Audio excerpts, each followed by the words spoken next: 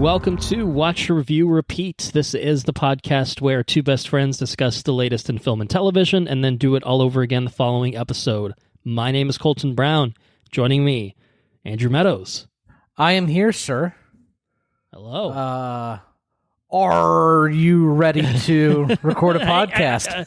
I wasn't going to do any sort of pirate-related things. I was just ready to just keep things moving as normal. But you're really not even wearing an eye patch right now. I don't know if I should tell that to the listeners. Maybe that ruins the illusion. But I have one here, though. I have two varieties of eye patches. Oh, I see. That's the true pirate life, is when you can pick a different eye patch depending on the day. That's the pirate lifestyle. Okay, very good. Got the soft, more piratey medical variety eye patch as well. And what's your preference thus far? Well, I prefer the look of the Odin patch.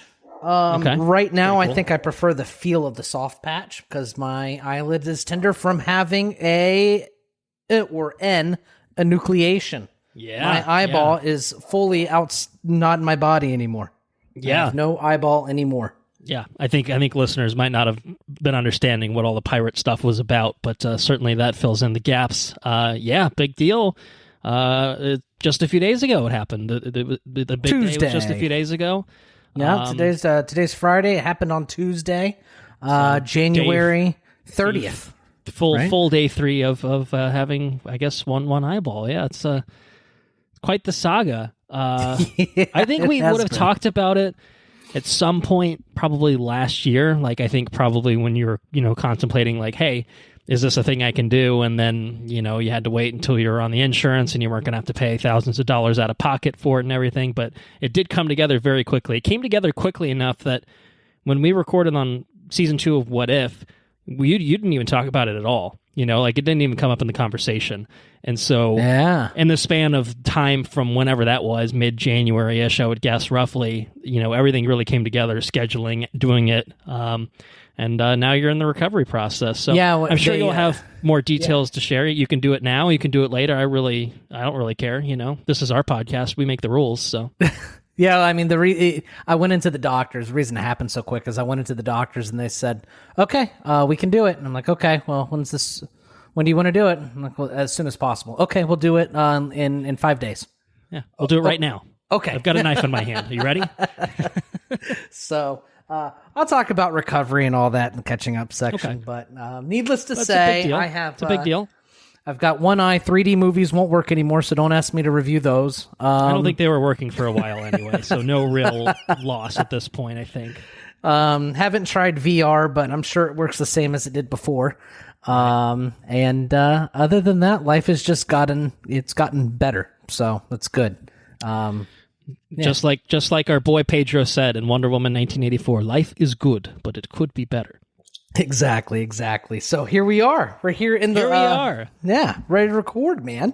Yep.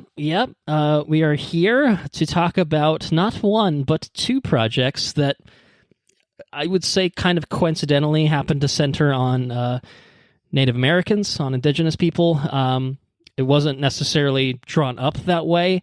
It's kind of a weird episode, actually. Maybe kind of a little non-standard even for ourselves, in the sense that we're covering a 2023 movie. Now, it is 2024, as we would have established when we recorded on What If. Yeah. We are fully in the year of 2024, but we're going back in time. We're going to cover Killers of the Flower Moon, which is a 2023 movie that came to streaming in January. So that's kind of why we're circling back around to that, is because it's something that we wanted to cover at the time that it came out in theaters last year, I think maybe October. It was just too fucking long. It was too fucking long. You had the baby, and we just couldn't make it happen. I mean, just the truth of it was, it just was too much of an endeavor to really be able to pull off. But you can talk about streaming, break it up in chunks, watch it however you want. When you have the time, it's a little bit of a different story. So, it's a Martin Scorsese movie, big movie, Leonardo DiCaprio and everything. Like, it just felt like, all right, it's getting some buzz, awards buzz. Maybe this is a time to revisit it. And then we're also going to be talking about Echo, which I think, at the end of What If, we, teased the idea of talking about Echo in some capacity. And at the time, I think we were maybe thinking, let's just relegate it to the catching up section, towards the end of the podcast. But I figured, why not just do it? It's our first kind of 2024 project, sort of, although we haven't, wrapped up 2023 properly. We haven't looked ahead to 2024 properly. Who cares? It came out like right at the beginning of the year, 5 episodes dumped all at once. Let's just talk about it. Let's just make a little double feature out of it. I think maybe the first movie and TV show double feature we've ever done, which it's cheating a little bit because it's 5 episodes. It's a miniseries. It is pretty short. I think if you add up the runtimes of each of these things is actually very comparable. One Killers of the Flower Moon is basically one Echo in terms of runtime. That's ridiculous. Which is kind of funny, in its own way. But yeah, instead of just doing it as I don't know that we're going to spend 3 hours on it or anything like that. Echo I'm talking about, probably Killers of the Flower Moon for that matter too. But it just felt like, let's just bundle these two things, talk about them. And this will be kind of our, wrap up of the last everything that we're trying to accomplish in 2023 episode before we finally properly move on to doing our year in review episode. So that's kind of the idea of putting these two together. And, we talked about Kahori, the Kahori episode, and What If Season 2, when we did our last episode.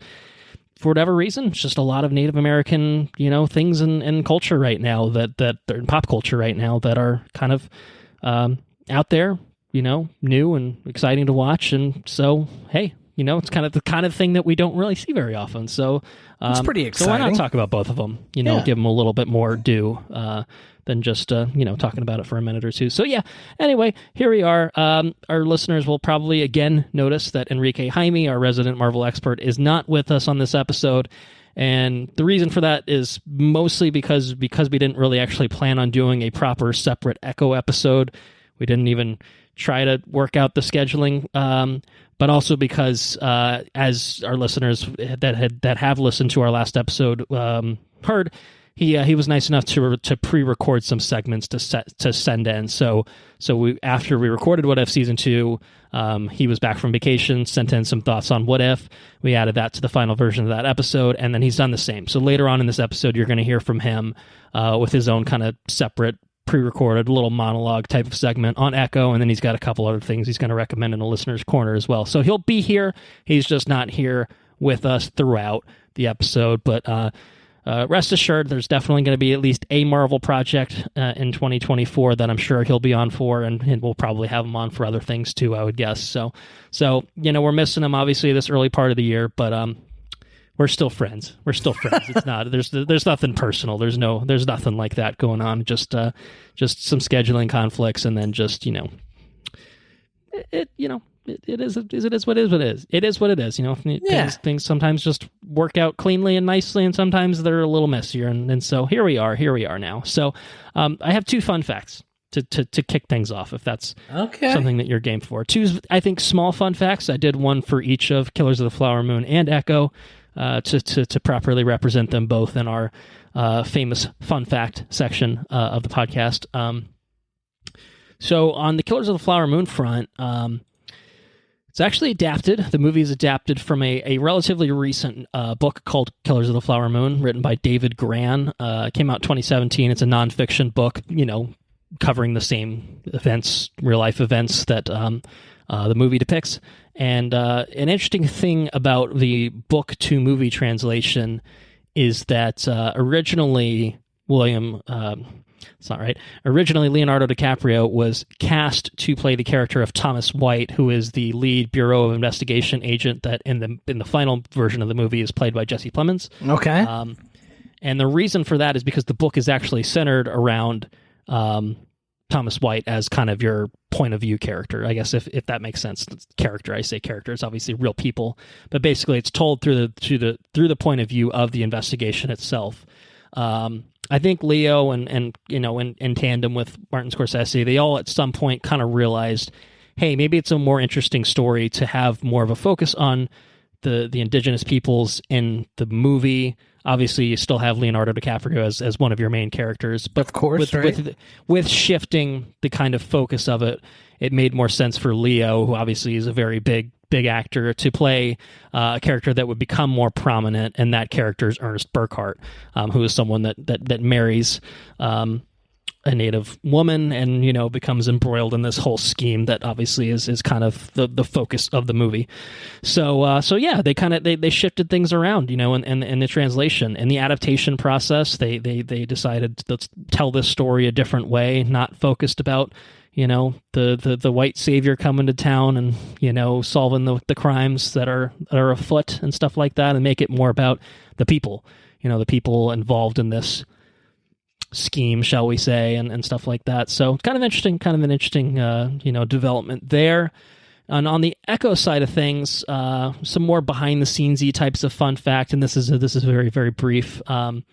Echo obviously is about the character of the same name from the Marvel Comics, who was first introduced in Hawkeye, portrayed by Alaqua Cox, who herself is deaf, a Native American, an amputee, reprising her role here. And as part of the production process of the movie, of the show rather, all of the crew learned American Sign Language. So no way! Stop with each other, except for Vincent D'Onofrio because he's a real dickhead. No, I'm just kidding. He probably learned a little bit himself, but that's obviously more to do with the character that he portrays in this show. But yeah, no, I mean that's really impressive. I mean, it's a show that obviously features several deaf characters communicating, exclusively through ASL and stuff like that. So yeah, it kind of just makes sense to facilitate the production process that, if you're going to be able to, if you're making this show that is so intrinsically about a deaf woman and deaf characters, that's something that could really make it, I guess, I don't know, more intuitive to make. So yeah, and I'm sure that was not an easy task for a lot of people that worked on this show, but I think it maybe goes to show that the people that did work on the show, put some fucking work into it, So yeah, got a little spin off of that that I think is really interesting. I don't know if I've ever told you this before. I probably have because I think it's really interesting, and I know we've talked about Echo before and everything. Did I ever tell you about the sign language and none of it in Canada? I can't. I don't think so. So I think I was reading an article or I watched a documentary. I can't remember. It's been a couple years ago. But none of it's like this massive expanse. It's this massive territory in northeastern Canada. And it's barely inhabited. Like it's a frigid wasteland, right? Mm-hmm. Anyways, the indigenous people there, naturally there's deaf people that live there, but there's so few people there that sign language of their indigenous language is dying.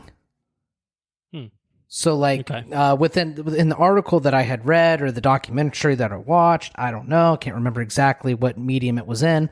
But it was like 4 people away from becoming a dead language. Being able to sign that language, which is, I mean, you think about dead languages and stuff. That's I thought that was real fascinating.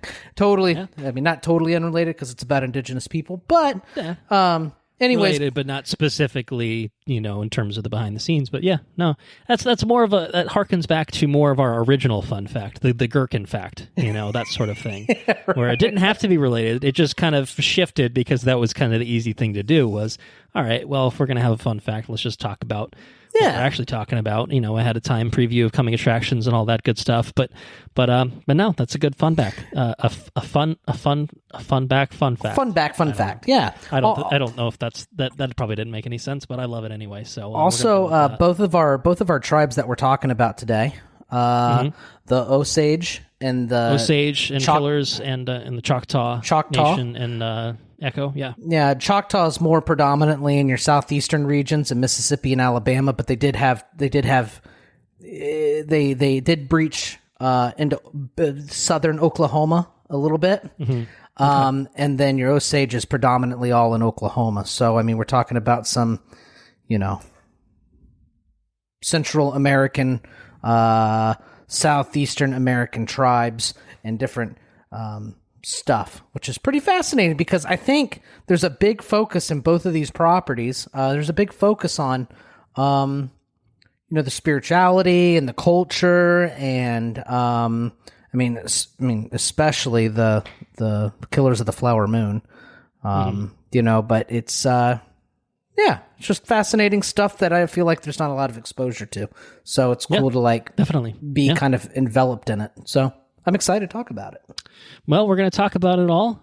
My final fun fact, and this is not actually a fun fact, but I'm pointing it out because every time I've brought up the series Echo in any other context, it's usually been followed up by me yelling at a robot to stop talking. I did manage to disable the Amazon Alexa device before hitting the record button. I'm proud of myself for remembering to do that. Very nice. Otherwise I would have been yelling at someone, at the virtual woman. So don't need to do that. Don't need to do that, which is good. Good. Check that box. All right. So what we have on tap. I made the script yesterday. I had headlines exclusively. I didn't have to do anything, and then unfortunately, we got some very sad news today that forced my hand into revising things. And so what we really have to talk about now is news that broke just mere hours ago. Right now is that Carl Weathers died, and that sucks. That really sucks.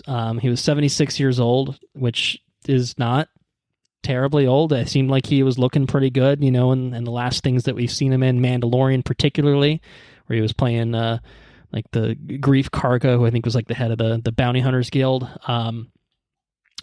Really sad. His family put out a statement announcing that he had passed away. He died peacefully in his sleep on Thursday, February 1st. What can you say about Carl Weathers? He's in some fucking iconic properties, movies, TV shows. I mean, for me, probably number one for me is Predator. It's a good one. Dylan. Dutch. That fucking handshake is like the most badass 80s shit ever. I mean, that whole movie is kind of just that, right? But that moment particularly is iconic. What's the matter? CIA got you pushing too many pencils? Just gun on guns. Boom. Fucking gun on guns. Gets his arm shut off and it keeps firing away as it's like going through the air. Yeah. Just fucking cool, man.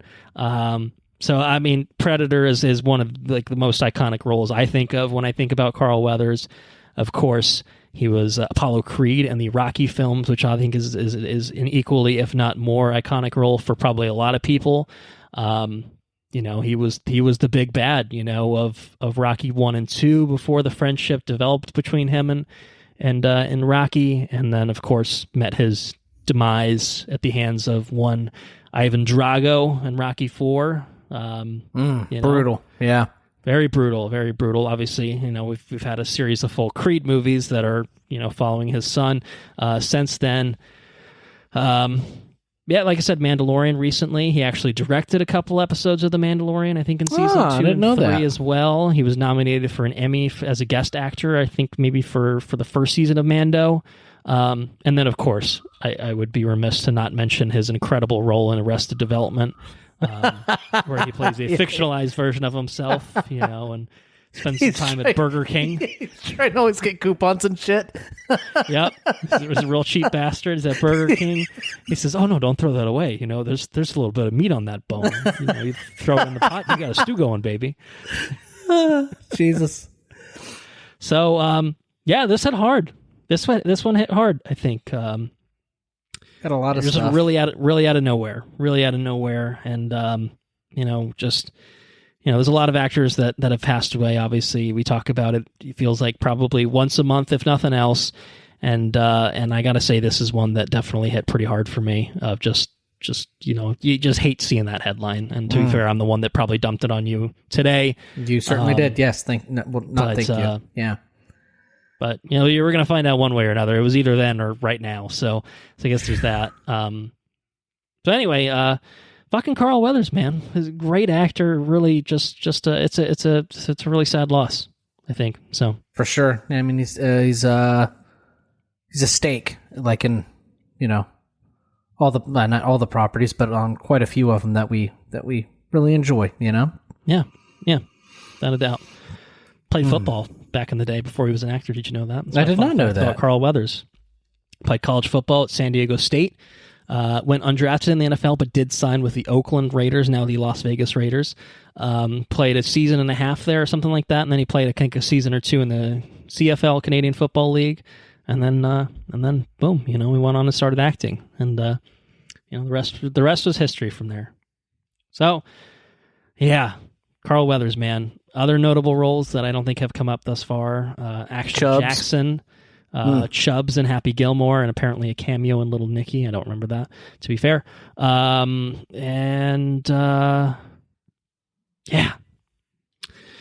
Rest in peace. Rest in peace to Carl Weathers. All right. Well, we're going to move on to our regularly scheduled programming, which is a whole bunch of headlines. This is continuing the through line of what we did in the What If Season 2 episode, which is we are not doing trailers again. We are again holding that for our 2024 A Look Ahead episode, which will be one of the next ones in sequence that we record. And all of these headlines all pertain to projects that will likely be released no sooner than 2025. So everything that's going to be a 2024 related project we'll touch on when we preview the year ahead of us. This is beyond that. And the nice thing about, I think, by the end of getting through these headlines is we'll be caught up on headlines, for now. We've been kind of perpetually behind. It's not lost on me that we spend a lot of time talking about news and stuff like that. I might reevaluate the best approach moving forward, but I figured let's try to get through everything that we kind of had in the backlog, clean slate. Once we get through, 2023, a year in review, and 2024, a look ahead, and then, we'll see where we land. But some good things in here, things I'm not including just for the sake of including, I'll say. I think all of it is certainly relevant to our interests. It's just, kind of been that backlog because right. We've recorded with no real sense of regularity. It is what it is. We don't make money off this. We do it when we can. We have fun when we can. So we don't owe anyone anything, but we're trying, we're trying. This is what we can do. This is what we do. Hey, if our regularity comes at the, it's a give and take rather than having regularity. Sure. Now we have bonus episodes. We've put out a decent amount of bonus episodes. We have bonus episodes, which is good. Yeah, that's good. We've done more bonus episodes certainly of late than we had probably for a while. That's definitely true. The other trade-off is, at least I can speak for myself, is a good marriage that helps. You have a child to take care of. There are other things that, you use that time for now. Obviously, you're fucking working all the time, too. So, yeah. It's not like we're just sitting around doing nothing, at the cost of I'll just record when we feel like it. It's we might feel like recording more if we just don't have the fucking time for it. We don't have the time to see a 3.5 hour movie, Marty, all right? We can't go to the theater and watch that shit, You got to wait for the Apple TV Plus debut of it before you can even see it. The streaming, yeah. So yeah. Anyway, I say all that just to say, hey, we're going to be in a really good place shortly. But we're going to start with the Exorcist sequel. Yep, there's going to be more. More? Didn't they just come out? They just came out with the one, right? They sure did just come out with one this past October called The Exorcist Believer. And believe me, it was real shit. So the next one's going to be called The Exorcist Deceiver. I believe my understanding is that when you can't make it up.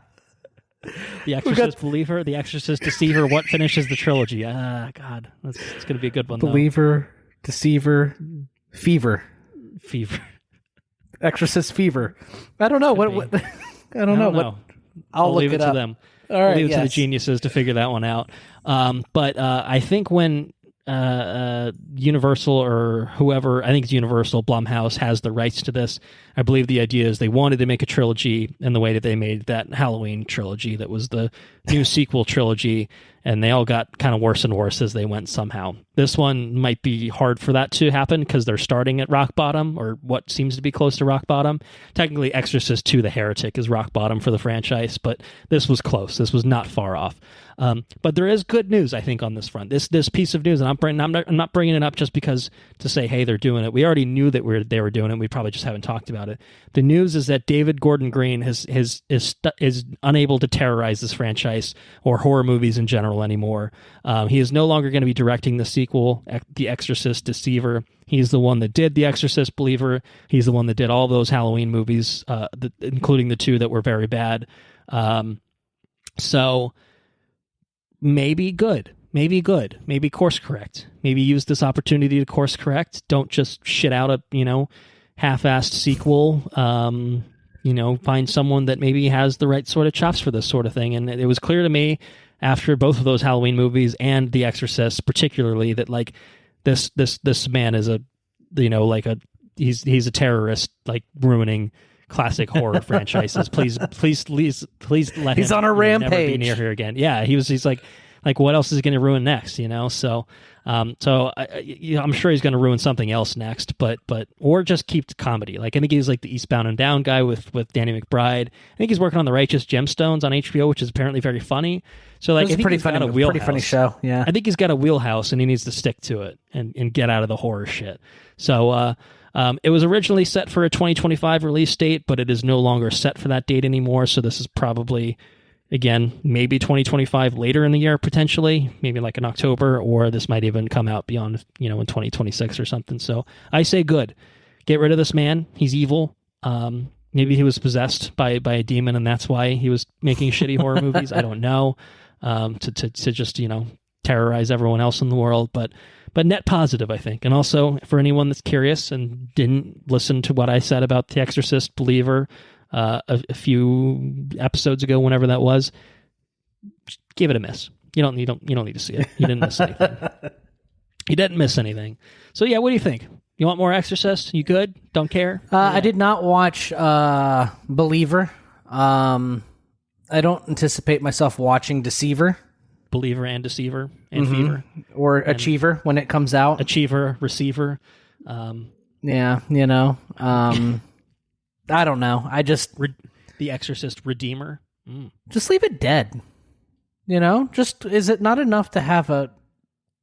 I mean... Can you just let the original stand for itself? Just let it lie. It's a classic movie. Sequels? Yeah. Sequels where you bring back original cast members and then do bad things to them. Oh, see, I don't know any of that. Yeah. But yeah, I stand in the camp that The Exorcist is a classic in and of itself, and I don't think you need to. I don't think you need to do anything with it. It will not be topped. It's hard enough, apparently, to make a worthy successor. We've had one. Legion, Exorcist 3 is decent, good as a sequel, different enough to be its own thing. While still very much being a sequel. Good. You've got 2 good Exorcist movies, one incredible, one pretty good. That's good. Let it lie, and all the Christian churches will be fine with it too, and you don't have to worry about that aspect of things too. So it's money, though. That's kind of money. Gotta have money. I mean, I think if they're gonna, keep going with this is the right direction. Bring in some new blood, but some new demons, but yeah. Otherwise, okay. Fine. I don't need it. I'm not asking for it. I will be fine if this movie just doesn't get made. So that's how I'm at with it. So, all right. So we're going to leave that at that. We're going to move on to what Paramount is up to and what Mr. Tom Cruise, the cruise missile himself, is up to as well. What are you making, Tom Cruise? So I guess the big news that happened first was that Tom Cruise signed a non-exclusive deal to develop several projects with Warner Bros. He said, David Zaslav, that's a very normal man. I like what he's doing. I like this whole thing of gutting this entire company, maybe to try to sell it. I don't really know, but I'm going to make a deal with this guy. He seems to know what he's doing. So he signed a big deal. He's going to star in and produce movies for WB. So that's kind of a big deal. So maybe we'll get some, Edge of Tomorrow-esque projects out of that sometime down the road. Okay. But because it's a non-exclusive deal, news came to light in the wake of that. Paramount says, well, we're going to get in some of that Tom Cruise action because we're going to do a Top Gun 3. So Top Gun 3 is happening. The co-writer for Top Gun Maverick, Aaron Kruger, is back writing a script for it. Joseph Kosinski, who directed Maverick, is in talks to direct as well, it sounds like. And it's going to bring back Miles Teller. It'll bring back Glenn Powell. It'll be a full-on Top Gun Maverick sequel, obviously being a lot closer in time to Maverick than it is to the original. No word yet if they're going to Winter Soldier Goose. Maybe they can bring him back, from the dead. No, don't do that. That's what we call jumping the shark. Don't do that. But yeah, Top Gun 3 is happening, and it's going to be a few years off. I'm sure. This is probably 2026 at the absolute soonest. This is early days. Script, getting the cast together and stuff like that. But yeah, what do you think? Did Top Gun Maverick leave you wanting for more? Yeah, I mean, I'll take if Tom Cruise is making Top Gun movies, I'm gonna watch Top Gun movies. You're gonna keep watching them. If Tom Cruise makes any other movie, I'm probably gonna be there watching that too. Fair enough. Yeah. So yeah, I would. You know what? I would really like a Rogue Squadron directed by Tom Cruise. I think that would be fucking cool. Directed by Tom Cruise. Has he ever been behind the director in the director's chair? Or you just mean starring? No, I don't even need him to star. I just need him to at least done a lot of produce producing. It. Maybe he's done produce a lot of producing, yeah. Produced by Tom Cruise, Tom Cruise sensibilities. Just Top Gun 3 is basically just a Star Wars. Just make it basically a Star Wars movie. That's what you're saying. That's true, yeah. Exactly. That's exactly what I'm trying to say. Fine, yeah. Well, I mean, once upon a time we were going to get a Rogue Squadron movie, and I guess that wasn't meant to be. That ship sailed. Yeah. So. Yeah. For now, anyway. All right, yeah. Top Gun 3, why not? I say, cool. No reason it can't work. Top Gun Maverick obviously was a delight, made a lot of money, certainly makes sense from a business standpoint, and if the cruise missiles game, then we should all be game, So yeah, I say yes. I say yay to Top Gun 3. Couple awards, pieces of headlines here. Okay. I was going to say pieces of news, and then I went to headlines. I don't know if pieces of headlines really makes any sense. Depends on how you say it. They could be pieces of headlines if you say it correctly. Right. Well, if I say Emmy Awards 2023 : and then I just stop there, that's a piece of the headline. I only gave you a piece of it. You don't know what's going on with the rest of it. You got to figure it out for yourself. Exactly. Yeah. So there you go. Piece of a headline. So the Emmy Awards happened a few weeks ago now. Emmy Awards obviously awarding the best in television, at least according to the voters that award the Emmys. It's hosted by Anthony Anderson. It was a good show. I watched it. Certainly better than the Joe Coy and Golden Globes thing that I would have talked about a little while ago. The big winners were three shows. Three shows that were like the big winners were Succession, which had its final season in 2023. HBO. The Bear, which is on FX, had its second season, and then Beef, Netflix's limited series Beef. Okay. They all brought home a lot of awards. Succession and The Bear each got 6 wins. Beef got 5 wins. So they really, really dominated the night. Succession was Best Drama Series, 3 acting awards. There's a directing award, I think a writing award. Bear won Outstanding Comedy, 3 acting awards. Writing and directing awards, Beef 2 acting awards, and then I think also writing and directing awards. So shit ton of things going on there.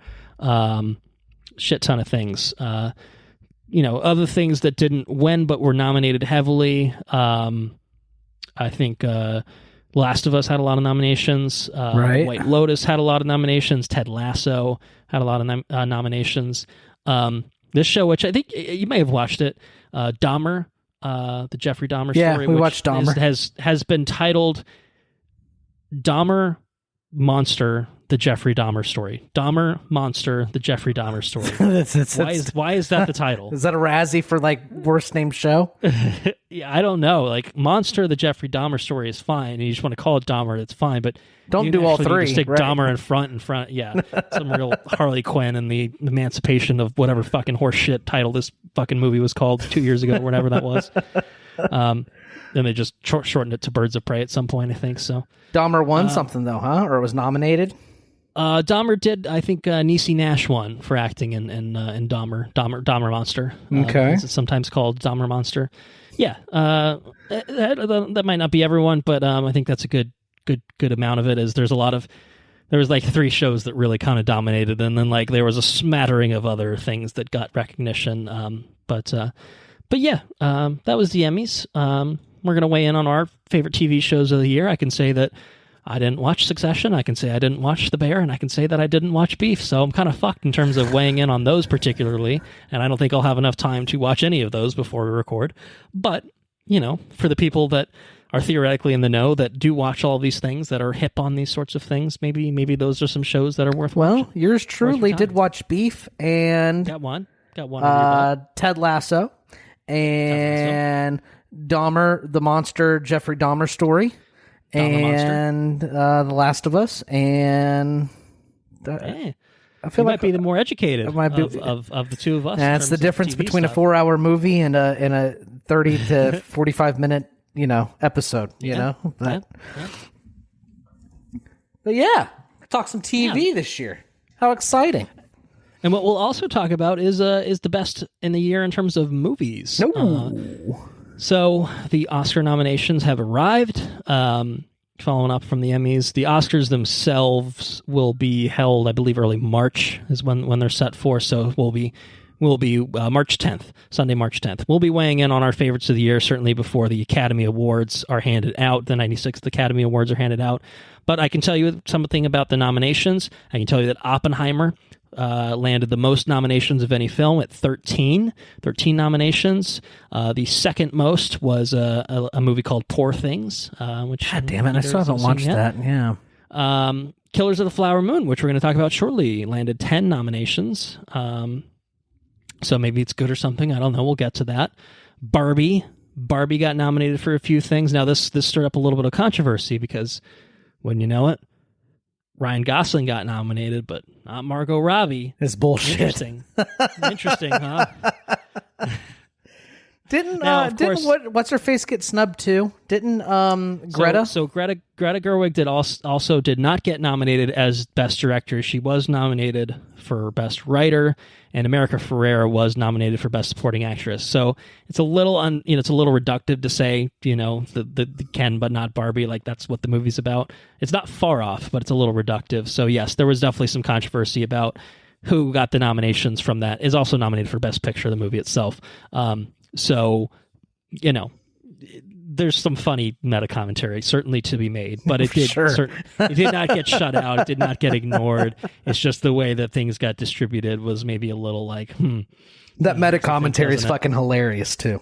So lots of other movies with I guess just purely in terms of Best Picture, certainly movies that we might want to watch soon if we haven't already include the likes of American Fiction, Anatomy of a Fall, The Holdovers, Maestro, Past Lives, and The Zone of Interest. I don't know if we'll get a chance to watch all of those, obviously, in addition to the ones I've already mentioned, but those are certainly in contention for Best Picture. And there's a lot of other things, people nominated, things nominated. I think I'm going to leave it at that. Jimmy Kimmel's going to come back and host it. We'll probably, last year I think it was last year we inadvertently did an episode on it. We didn't intend to. I think we had it as part of another episode, and then it turned into its own whole thing. Or if it wasn't last year, it was the year before, where things got really, really crazy, and so we kind of just made its own an episode just about the Oscars themselves. I think we had Anna come in and do a fashion report and all that good stuff. So we may do something along those lines in March. It was a fun episode. I remember that. I think we're going to have a Dune Part 2 coming out around the Oscars happen. So, man. I don't think we're going to try to fit those two in the same episode at a bare minimum. That seems like we'd be biting off more than we can chew. 8-hour episode. Hey, we can do it. We're capable of it. Don't tempt us. Don't tempt me with a good time. But I'm going to leave it there. You can obviously look up the nominations for yourself. Lots of good movies and performers and crew members nominated for things, directors, cinematography stuff, all stuff I think that, things we'll kind of be evaluating on our own very shortly, once we've had a chance to watch hopefully a few more movies and then over the next little while before we get a chance to record on that. But yeah. Oh, visual effects, The Creator and Godzilla -1 both. No, I was just, that's what I just hummed about. Yeah. So yeah, check out the full list online if you're curious about who's nominated where, and maybe we'll come back and talk about the specifics of these a little bit more with the actual awarding of the awards. So moving back to some other headlines of new projects, etc. happening. Okay. We are getting a video game adaptation, video game film adaptation of a little horror video game that was called Until Dawn. So it's going to be directed by David F. Sandberg, who was a horror director to start his career, principally, and then in more recent years pivoted to working on the DC films Shazam and Shazam: Fury of the Gods. But he's going to be directing it. It's obviously based off of a video game, which you might have played. I can't remember. I know I played it. I think we maybe both played it. That's the choose your own adventure kind of deal. Choose your own adventure. It had I think Hayden Panettiere. And yeah. Malik, I played that. That was pretty fun. I like that. A couple other maybe recognizable actors that I assume did some sort of mocap performances or something like that, and had the fucking guy I'm doing this, I'm a psychologist or whatever, as like the frame story or something like that. So let's get in a film adaptation, which I mean it's the kind of game that feels filmic in its own way. Yeah, exactly. I guess some of the trouble too is adapting. If you're doing a choose your own adventure, you have to pick the adventure.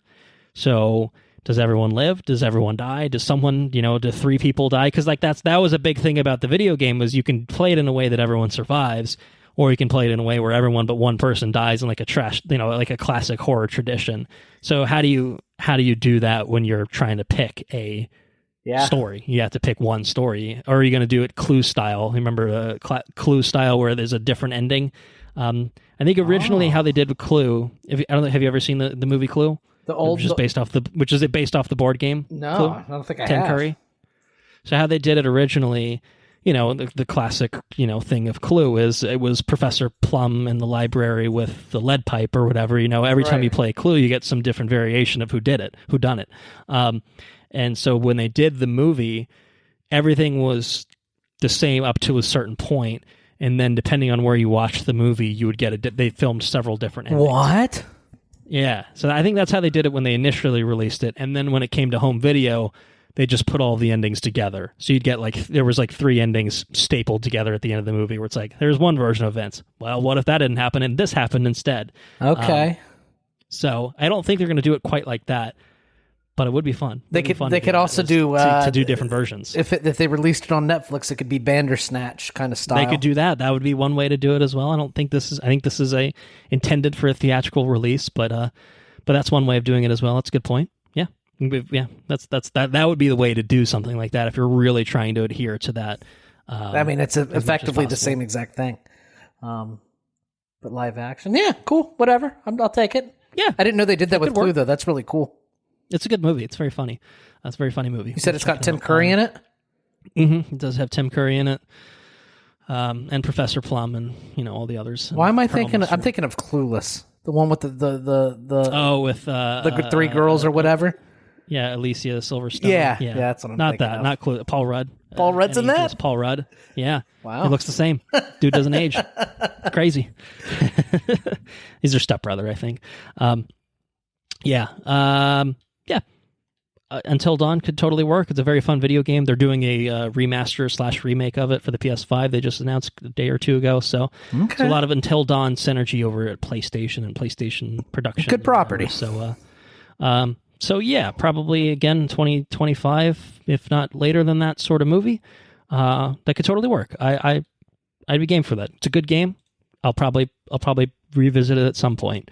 Maybe around the time the movie comes out. I don't know. We'll see. Other new projects happening. More Jurassic. More World. Jurassic World. but again. But they're doing something a little bit different. They're bringing back David Koepp, who once upon a time wrote the original 1993 Jurassic Park movie and its sequel, Jurassic Park: The Lost World. They're bringing him back to write a new screenplay for a Jurassic World movie. It's not being described as a Jurassic World sequel necessarily, so I think what you could see as a not Chris Pratt, not Bryce Dallas Howard, just a different Jurassic thing. Yeah, because I think by the end of that, like the whole fucking world has been overtaken with dinosaurs. Yeah, we live like, with dinosaurs now, right? So maybe it's 15 years into that where people are living alongside dinosaurs and hoping to not get eaten all the time, and maybe they figured out a nice synergy and drop us into this world. That's what this could be. I'm not saying it is. I'm just saying it doesn't seem to be very much like no, we got to make the next one. So yeah, but it's a franchise that obviously makes a lot of money. It's fairly popular. It doesn't seem like they've really had I think the last two were pretty shit. So maybe it is a good time to recalibrate, do something a little bit different. And so new screenwriter, no director attached right now, which is to say that Colin Trevorrow probably won't be back, would be my guess. And Spielberg is here. He's producing and stuff. But yeah, it's gonna launch a new era, a new Jurassic era is what I'm seeing looking at it from sources, with an all new storyline. So could feature some of the characters, but it seems like it's also equally possible that Chris Pratt, Bryce Dallas Howard, Sam Neill, Laura Dern, Jeff Goldblum, all possibly not back at all. Totally new, totally different. So yeah, what do you think about that? Yeah, I mean, I guess just get every drop until there's no fucking juice left in the fruit, I guess. Just keep making Jurassic Park shit. Run it into the ground. Run it into the ground. Right. Let's do it. They haven't done it already. Let's keep doing it. Seems to be the moral of the story here between The Exorcist and Jurassic World and everything else. Let's just keep fucking making shit. Let's keep making it. It's Hollywood, baby. That's what we do. Yeah, so if it's good, I'm there for it. Of course, I love fucking Jurassic Park, dude. Right. It could be good. It's just, it's hard to get excited. Yeah. When you've had two particularly that were not good, and one that was like good, but like, you remember how hard that dude hit his head in that fucking in that last movie? Do you remember the sound editing on that fucking thing where he hits his head? I honestly don't, but it sounded like a fucking watermelon exploded, like his head. Like there's no way that guy's alive. His brain is just soup in there. Yeah. He hit his head fucking hard. I remember saying, "Oof, goddamn!" And then he was in the next photo. It's like, well, they turned that up a little loud. They probably could have mixed that down a little bit. Anyways, I digress. Anyways, there you go. Jurassic something or another. Probably won't even be dinosaurs. Jurassic World. Just dinosaurs. Change Dinosaur Jurassic movie. Jurassic Universe, Jurassic Planet. I don't know. Planet of the Jurassic. Why? Let me ask you a question here. Why? Do you know about a lot of dinosaur movies that come out? I feel like dinosaur movies don't really come out. Dinosaurs? Yeah, I feel like they just don't. 65. We had 65. Wouldn't even see it. You know? That's true. That's true. That Adam Driver shooting guns at dinosaurs. If they put Jurassic 65, we probably would have. That was Turok the movie, sort of. Yeah, it was Turok. The license. Yeah. All right, never mind then. It's like, why I don't know, why do all the dinosaur movies have to be Jurassic stuff? You're saying make more dinosaur movies that aren't specifically just in the Jurassic Park world, is what you're saying? Yeah. Like, dinosaurs are not exclusive. Like Universal, whoever does not own the rights to dinosaurs, they own the rights to Jurassic Park. They are distinct entities that could be used separately. Yeah. It's like every space movie doesn't need to be fucking Star Wars. You can do it. Sure. You can do other things. Do Star Trek. Maybe. Yeah, right. Exactly. Yeah. Or something else entirely. Yeah. You know? Yeah. I don't know.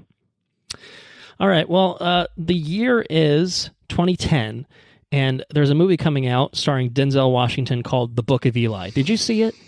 Are you seeing it? I think I have. It's when he carries around a Bible. That's right. That's right. It's like post-apocalyptic Denzel Washington protecting the Bible.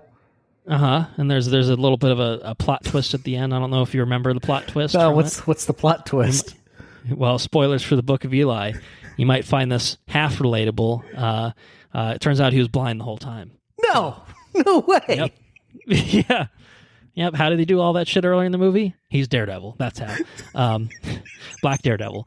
But okay. So, what's your recollection of The Book of Eli? Do you? I think I told you exactly. I remember it being dusty. That's everything you remember. Yep, it was definitely dusty. Dusty, and I remember him having a Bible, and he did have a Bible. It's true. It's about the extent of it. All right. Just curious, because we're getting a prequel series which is going to star John Boyega as the younger version of Denzel Washington. Was the Bible in Braille? Eli. Yes, I believe it was. Okay, but I don't know if they opened the Bible until the end. I can't remember. I think what it is, it's the last. It's the last version of the Bible. I think is what was something about it. But nobody can read it because it's in Braille. Well, except for Eli, because he's blind and he knows Braille. I could be misremembering some of those details. I've seen it exactly once. It probably would have been in the year 2010.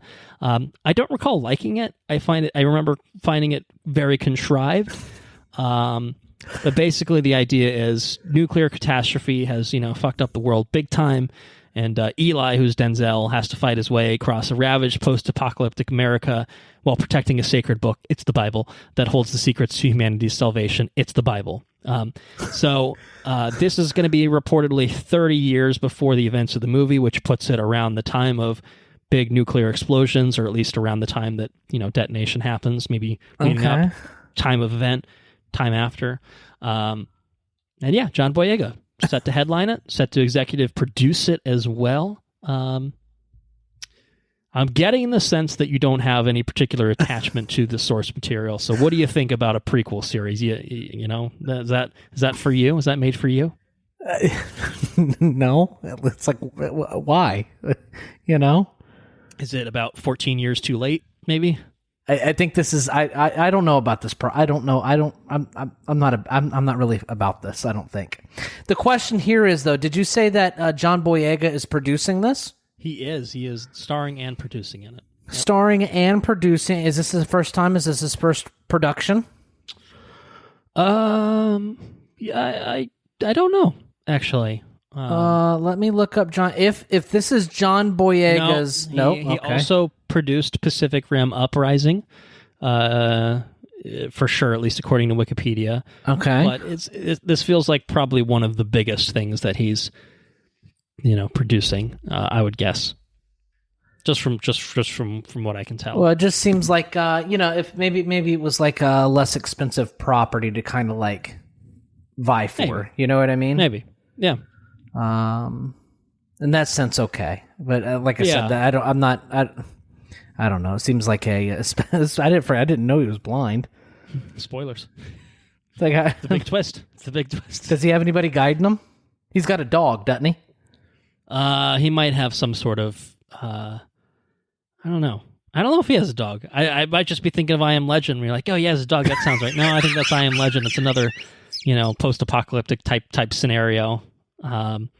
He may have a guide of some sort. Well, you would have to. How would you navigate one of those post-apocalyptic world? I saw this movie exactly once, and I think at the end I said, maybe I didn't say it literally, but I thought it, or at least I thought something along these lines. If I watch this movie again, knowing what I know, I would find it highly, highly implausible. It does have, it does have Gary Oldman and Ray Stevenson. Yeah, that's true. I mean, hey, not a bad cast, right? I don't know. Maybe there's something there, and I just can't remember. Yeah. Well, the thing is, I'm like, okay, why now? I guess I think like certain things might have big cult followings, and maybe that's a reason to revisit something. And I don't really think that's the case here. I don't know that there's some big fanboy following of the Book of Eli, but maybe, I don't know, people just, it might just be one of those things like the concept is cool enough, you can do something with it. You're building something that's 30 years ahead of time that really probably doesn't have, like, it probably won't center around the fucking Bible. It probably won't center around, him being blind. Maybe, I don't know if he was born blind, if he gets blinded. I don't know, like, how that worked. But he... it's probably just use the world, and then the actual story is probably very detached from the movie itself. And maybe John Boyega watched this as I mean, this is that's my guess. Is John Boyega is a fan, is producing, and he's having this kind of control because I liked, this is a movie that came out, when I was a teenager or something like that, and like I thought it was fucking cool as shit. Denzel was a badass. I want to do that. Hey, it could very simply be that. If that's the case, that makes me more excited. When people are excited about something, and they really like it and everything else, that's cool.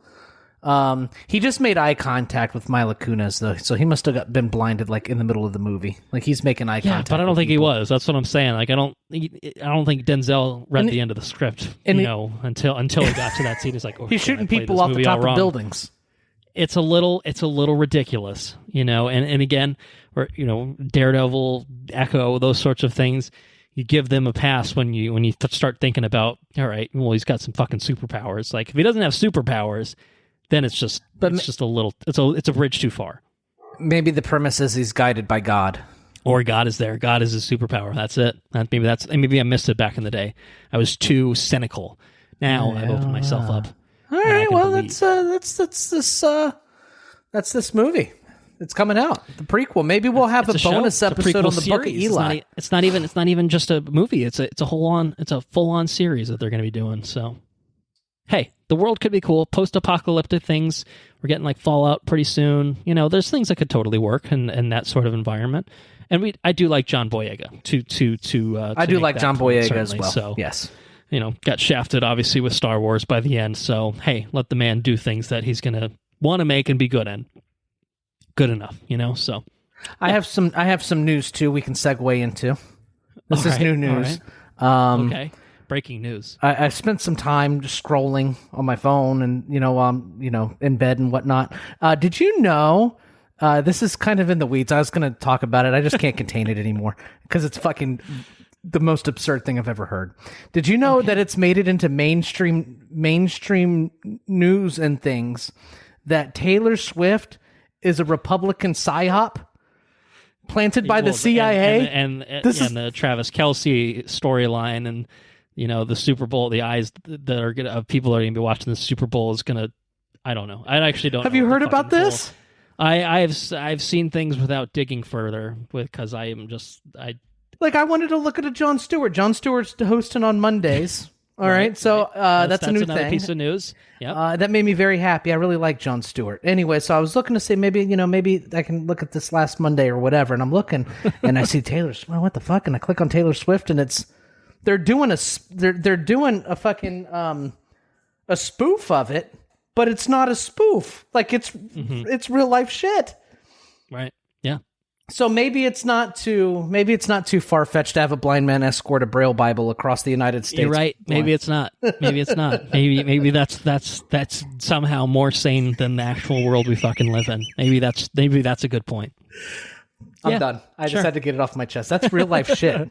On people Indeed are watching TV every night to that. That's what they're consuming. That's amazing. Anyways. Yeah. Oof. Fucking. All right, we've got a few more headlines here. Just four more, a couple bits of casting, and then three bits of casting, and then one big exciting thing I think that you're going to find very interesting. So one thing that I'm very excited about is Daredevil: Born Again. It's a show that's going to be coming to Disney Plus probably 2025. So Charlie Cox is going to be back for it as Daredevil. Vincent D'Onofrio is going to be back as the Kingpin. John Bernthal is back as the Punisher. We knew all that, but what we didn't know is that Wilson Bethel is going to be coming back as Bullseye, who we last saw in Daredevil Season 3, which is exciting because and this is something that will kind of bleed into Echo a little bit, is the canon of the Marvel Netflix stuff, like the canon status of that was a little up in the air for a little while there because it's kind of just like, were they part of everything, or was it kind of like Agents of S.H.I.E.L.D. was, where it's like, we kind of like reference things that happen, but nothing ever references us, and then at a certain point, Agents of S.H.I.E.L.D. just went off and did its own fucking thing, ignored the whole Thanos side of the MCU. The Netflix shows always seemed like they certainly, respected everything that happened with the MCU, but they were very much their own street level side of the universe that didn't really have any sort of consequences that ever bled into the MCU movies. Avengers Endgame rolled around, and you did not see Iron Fist and Luke Cage and Jessica Jones and Daredevil suiting up to fight the hordes of Thanos. You did not see that. So something that happened when Echo was released is basically the head of Marvel TV has basically been like, yes, those are firmly part of the canon. They happened. They all happened. And we will be kind of picking up those threads moving forward. And so this is kind of example A of that we're seeing. All of them? I guess All of them. Even Iron Fist apparently is canon. Oh, incredible. So, the cinnamon wheat ice cream, fully canon. Danny, my boy. But so yeah, we're going to be getting the return of Bullseye for it sounds like a 3-episode arc of this upcoming season of Daredevil Born Again, which was originally intended to be 18 episodes. My understanding is they're not doing that anymore because this is one that they completely reconfigured as a result of the strikes. They had to pause filming. They looked at what they had and thought, this isn't really hitting the mark of what we want this show to be. And I think what it seems to be morphing into is more of a direct continuation of the Netflix series. Fabulous. So something else that goes along with that territory, and this is something that has been confirmed with Set Pictures, is that Deborah Ann Wool and Eldon Henson will be back in some capacity. They play the characters of Karen and Foggy, and those two characters were apparently not going to be in this original incarnation of the show at all. But they will be back for something. Maybe it's flashbacks. Maybe it's, bigger roles. We don't know that for sure. But they're at least going to be physically in the show, which was something that was not happening before. So, all good news. So, all good news. I think, yes, Daredevil, the Netflix series is some of the best to date. The best Marvel series, including the Disney Plus stuff, obviously, with Marvel Studios, taking the reins on things. Like, yeah, why would you do something that's not going to be as in line with that? It's good they had the opportunity to reevaluate to. Yeah, I think the strike is going to be a blessing in disguise for a lot of reasons. Obviously, for the fucking writers and the actors, because they're getting a lot of things that they maybe were rightfully owed and needed, right. But you might have it might suck because we're not going to see this show. We might have seen this show in 2024, and now we almost certainly won't. But at the same time, if it means making a better version of this show, bringing back fan favorite characters, making it closer to the Netflix show, good. That's I wanted season 4 of Daredevil. So yes, that sounds great. So I think this is good, very good news. I'm very happy about that. And then on the Thunderbolts side of things, we talked about it on the What If episode that Steven Yeun had to drop out as the character of Sentry due to scheduling conflicts as a result of the strikes. It sounds like the actor that's going to be taking over that role is Lewis Pullman, who is the son of Bill Pullman. Okay. Little nepo baby action, yeah. But also he's an actor that I think has had some pretty good roles. He was Bob in Top Gun Maverick, since we talked about that earlier. He was the character of Bob. If you remember, his I think call sign was just Bob. He was also in Bad Times at the El Royale. Which we talked about many years ago. I think he was maybe like the desk clerk or something like that. If my memory serves correctly. Bill Pullman is fucking awesome. Mm-hmm. He's awesome. I'm going to talk about him in a movie that I rewatched later. Actually, talking about Bill Pullman, and he's also one of the two main characters in the Apple TV Plus series Lessons in Chemistry with Brie Larson. So maybe she put in a good word for Marvel, even though she gets nothing but fucking vitriol from the internet for being a woman and being in a superhero movie. Maybe he thought, all right, I can do this. So Lewis Pullman is going to probably be Sentry, is what it sounds like. In talks, not officially signed. The other actor who dropped out of this project because of scheduling conflicts is Ayo Edebiri, who is one of the main characters in The Bear. And I think this is a pretty minor character from what it sounds like. So she's been replaced by an actress named Geraldine Viswanathan, I think is how you say her name. Yeah, one of those things that, like, Daredevil, good, scheduling, things that happen with that as a result of the strikes. Thunderbolts taking a little bit of a hit, but obviously it's not, it is what it is. The people got to do what's right for their career. And Edebiri, she won an Emmy. Like, she's blowing up in a big way. So I think that honestly this might be a net positive. Like, maybe she'll swing back around and do a Marvel role that's a lot bigger and maybe more appropriate for an actress of her stature at this point now compared to when she signed the deal in the first place. So yeah, that's what's going on Daredevil and Thunderbolts front. We have 2 more headlines if you're ready to finish those up. I think the next one you're really going to like. I'm really going to like this next one. You might have already seen it. You might have already seen the headline on the internets and stuff. Maybe you've been browsing here and there, probably less frequently these past few days. I have one source of news, as should our listeners. Okay. All right. And that's Mr. Brown's news roundup, weekly roundup, bi-weekly roundup, or what have you. Well, you don't go on Facebook or anything. You don't look for fake news on the internet or anything. I only when Taylor Swift comes in up, and then that piques my interest. But sure, of course. What do we got? 28 years later. Holy shit! It's happening. Yes, it is happening. 28 days later happened. It was very good. 28 weeks later happened. It was also pretty good. Maybe not quite as good as 28 days later. Right. But 28 years later is officially happening. Sony is the studio that will be responsible for footing the bill on it, distributing and all that. But the real exciting part of this is it will mark a reunion between Danny Boyle and Alex Garland. Man. Both back in tow for this. Just spelt it on the back of my neck. That's awesome. Alex Garland will write the sequel. Danny Boyle will direct the sequel. And it is apparently going to be a 2-part project, apparently. So Cillian Murphy is going to be returning as an executive producer, may also act in the project potentially. But dang, man. That's a big... you're getting... I mean, you think about the trajectories. I mean, like Danny Boyle obviously is a fucking fantastic director and has had a really great career.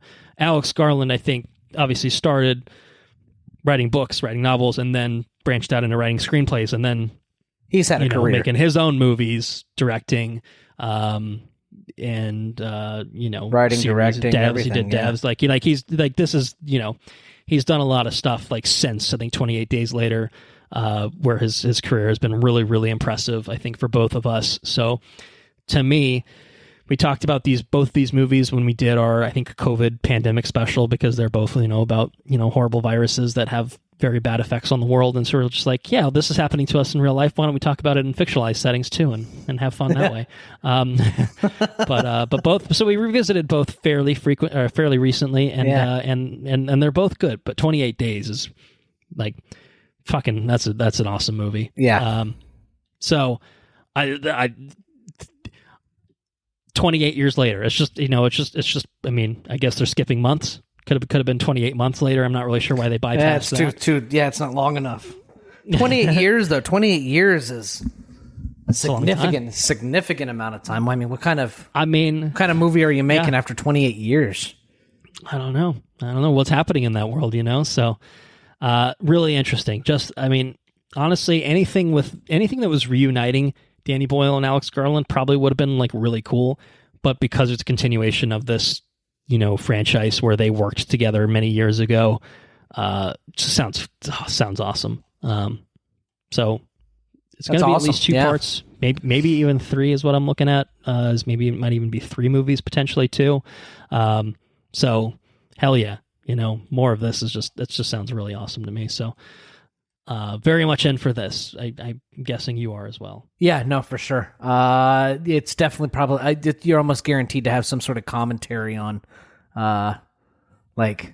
the parallels between what's happened in real life and this. It's going to be, maybe that's the inspiration is, having a pandemic to live through makes it maybe feel like, all right, now we've got something, that we can really draw on, Exactly. Yeah, it's going to be real topical. It's going to be artistically done. It's going to be, I have a feeling this is going to be a tour de force movie. I'm going to go out there and say it. We're not going to see what happens. I think I think this is going to be tour de force shit right here. Pretty excited about that. These two getting together if it doesn't result in something really, I mean, not to, put lofty expectations on things, but these two, they got to cook up something really good together. It's going to be very disappointing if they don't. So I'm excited about we'll talk about it, I guess. And I'm excited about Alex Garland's next project. Yeah, I think that's going to be real topical. We got a trailer. We're going to be talking about it, but not here, but not on this episode, but soon. All right, final headline. Big casting news over at DC Studios. We have learned who the new Supergirl is going to be, and it is Millie Alcock, who played the character of Rhaenyra Targaryen, the young version of Rhaenyra from the first half of the first season of House of the Dragon. She is going to be playing Supergirl, the Woman of Tomorrow, the Woman of Steel, in this new DC universe, James Gunn's DCU. So what do you think about that right off the bat? I think both of us have seen her in exactly the one thing, which would be House of the Dragon. Right. Okay. Yeah. Yeah. Cool. She was good. She was a good actress. Yeah. Totally. So the reason that she's being cast, they are making a Supergirl movie, which is a couple of years out. The Superman Legacy movie is obviously first up in line in terms of the theatrical projects for the DCU. It sounds like the character of Supergirl will pop up either in Superman Legacy or in another movie before Supergirl gets her own proper movie. The Supergirl movie they're doing actually sounds pretty badass. It's based off of a 2022 comic book run where it's, I think basically what happens is she gets approached by an alien, says like her planet is getting destroyed. So the whole thing is like this space sci-fi thing. She teams up with Crypto, the super dog, and like it's like completely, it's like not Earthbound at all, which is it's like a total sci-fi romp. Didn't you say that they're coming out with a Superman or a Supergirl that she gets isolated or someone gets isolated on a planet that's like completely hostile and everything for like 20 years and then they come to Earth? Is that a thing? It sounds like a thing. If it's something I said, I don't specifically remember. I mean, it's possible that it has some connection to this one. I don't know for a fact. I don't know, honestly. So I'm not sure. I'll look into it and I'll let you know what it is. Because I remember us talking about they're coming out with something where one of the, I can't remember who it was, though. I don't know if it was Superman or Supergirl or what have you, but somebody was isolated on a planet rather than the little thing, the little shuttle that they launched. Kal-El. No, actually, okay. I think it is. I think it is this. I think you're right. I'm looking at this now. So basically, the most iterations of Supergirl, as like the CW one is, she leaves Krypton at the same time as Kal-El. It's just that Kal-El makes it first, and then her pod gets knocked off course, and so timey-wimey shit. She arrives way later. He's already Superman. I think my understanding is instead of her escaping Krypton as an infant and then, in the same way that Superman does, she spent until she's 14, she's witnessing the destruction of Krypton. So she's there for 15 years, not literally 15, it's just she can't be 15 years old, just 14. But basically, yeah, she's hardened by seeing her planet being destroyed until she's a fucking teenager. She's still a kid, and then she goes to Earth. Gotcha. So I think that's kind of the thing. Yeah. And I think we probably would have. I think where that originated from was when James Gunn introduced the whole lineup. That's probably where that the seed of that idea came from. Okay, that's the Supergirl we're seeing is a very different. And James Gunn, I think, has spoken about the casting. Like they wanted someone that was like a little edgier and a little more rough around the edges than like the Melissa Benoist Supergirl, who's very wholesome. And certainly, I think her vibe from House of the Dragon, her look in general, definitely feels more like they're trying to do an edgier Supergirl. Edgier more than The Flash, too. The Flash was obviously a Supergirl that, we don't need to talk about that. We'll talk about The Flash, maybe. Caleb with Fire, we don't talk about it anymore. Well, we might talk about it soon, though. We might have to talk about it. For a reason or two. Best movie of the year, perhaps. Yeah, perhaps. The most movie of the year. It was definitely the most. This is definitely a movie. There was a saga, too. We followed that saga for a long fucking time. That's true. We got to close the book on it at some point. And we haven't done it yet, have we? But we can close the book on headlines. That's it. That's the headlines for this episode. We have 2 projects we got to talk about. And I'm excited to get into them. So first up on the docket is Killers of the Flower Moon, which is now streaming on Apple TV Plus. All 100 and... Oops, I had to get to the 200. All 206 minutes of it is now streaming on Apple TV Plus. It doesn't sound as long. 206. When I put it that way? Yeah. Well, you think about most movies are 100 something minutes. When you hit the 200 mark, then you're double past the 3 hour 20 minute mark. Like that's a decent amount of movie there. That's a honk. An epic, if you will. It's epically long. Hey, it is an epic. I mean, literally, it's a fucking epic. It's an epic Western crime drama, according to Wikipedia. So we could have just done this as a bonus episode. That's what I'm saying. Scrap all those headlines. I know we just spent a while on that, but we'll cut it all. No one cares, right? No one was listening. No, I'm just kidding. So, yeah, Killers of the Flower Moon was written by Eric Roth and Martin Scorsese, directed by Martin Scorsese, who, I mean, how old's Marty these days? He's got to be high, upper 70s. He's 81 right now. 81? So, yeah, you know, 79, 80 by the time he's directing this movie. It's pretty fucking impressive, I will say. You know, he probably sits like on the edge of his chair, and like all the actors and stuff have to like. He probably talks with like in a quiet whisper. Right, hey, you gotta get real close. Hey, you know, and it just makes it more epic. You know. Yeah. Film stars Leonardo DiCaprio, Robert De Niro, Lily Gladstone, Jesse Plemons, Tantu Cardinal, and many, many more. It's an epic, you know, very big, expansive cast. A lot of, you know, people in bit roles and stuff like that. So I didn't include everyone here. Anna would be proud of me. What's his face is in it though? You got to mention the Internet's Love Story with Fraser. Yeah, he's in it. He is in it briefly. He's in it. Yeah. He's in it. John Lithgow in it as his counterpart as well. So, anyways, yes.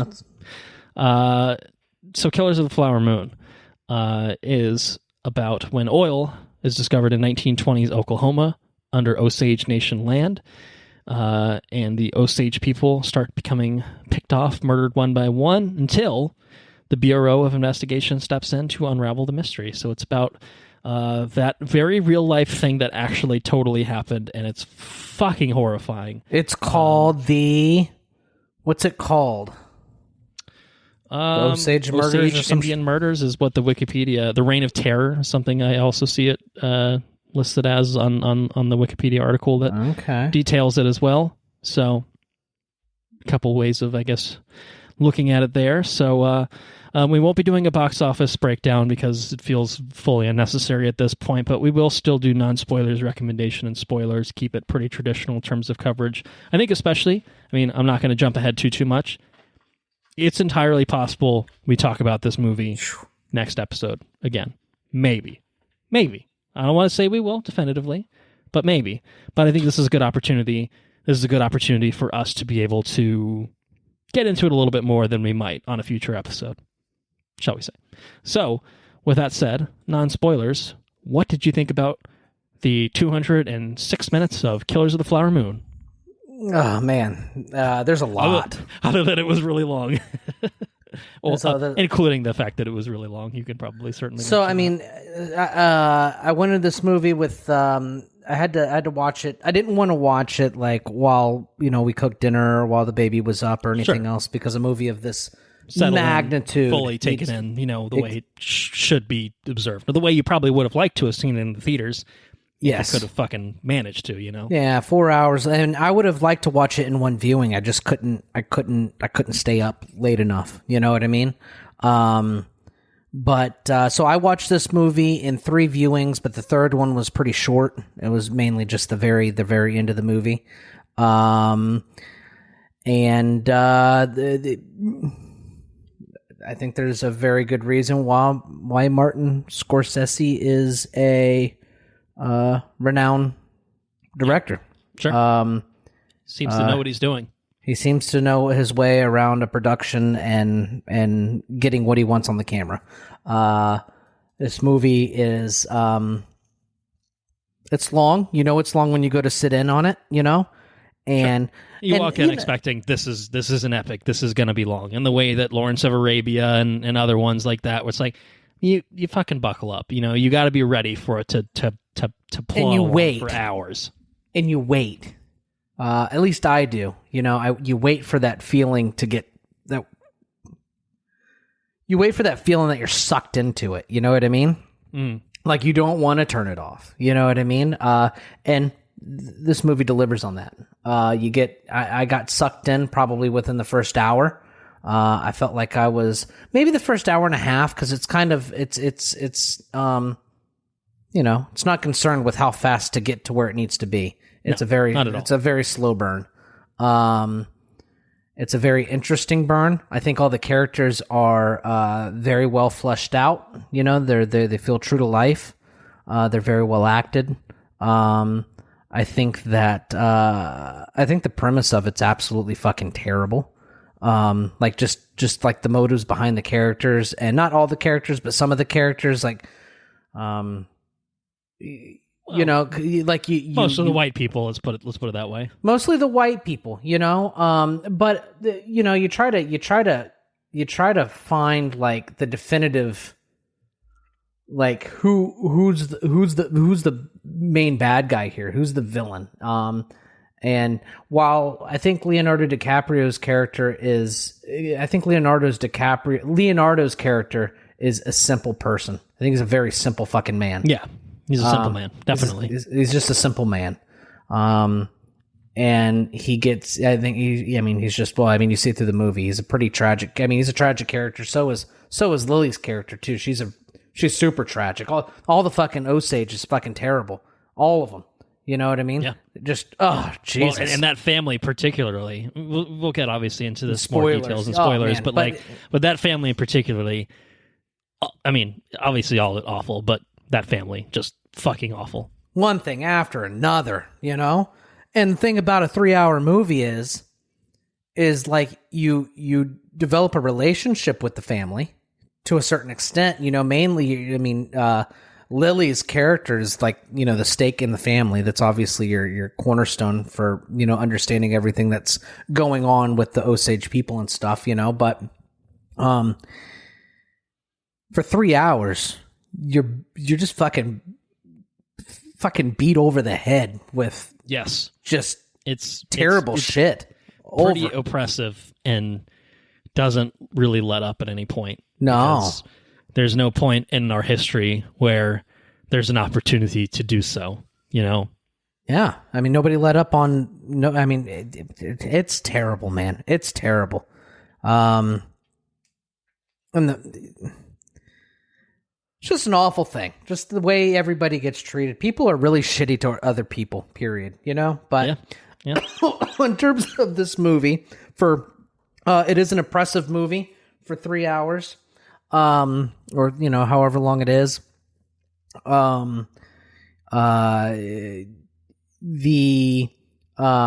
It does build, I like how it builds faith in the justice system. You know what I mean? It feels like, you know, everybody gets their dues, you know?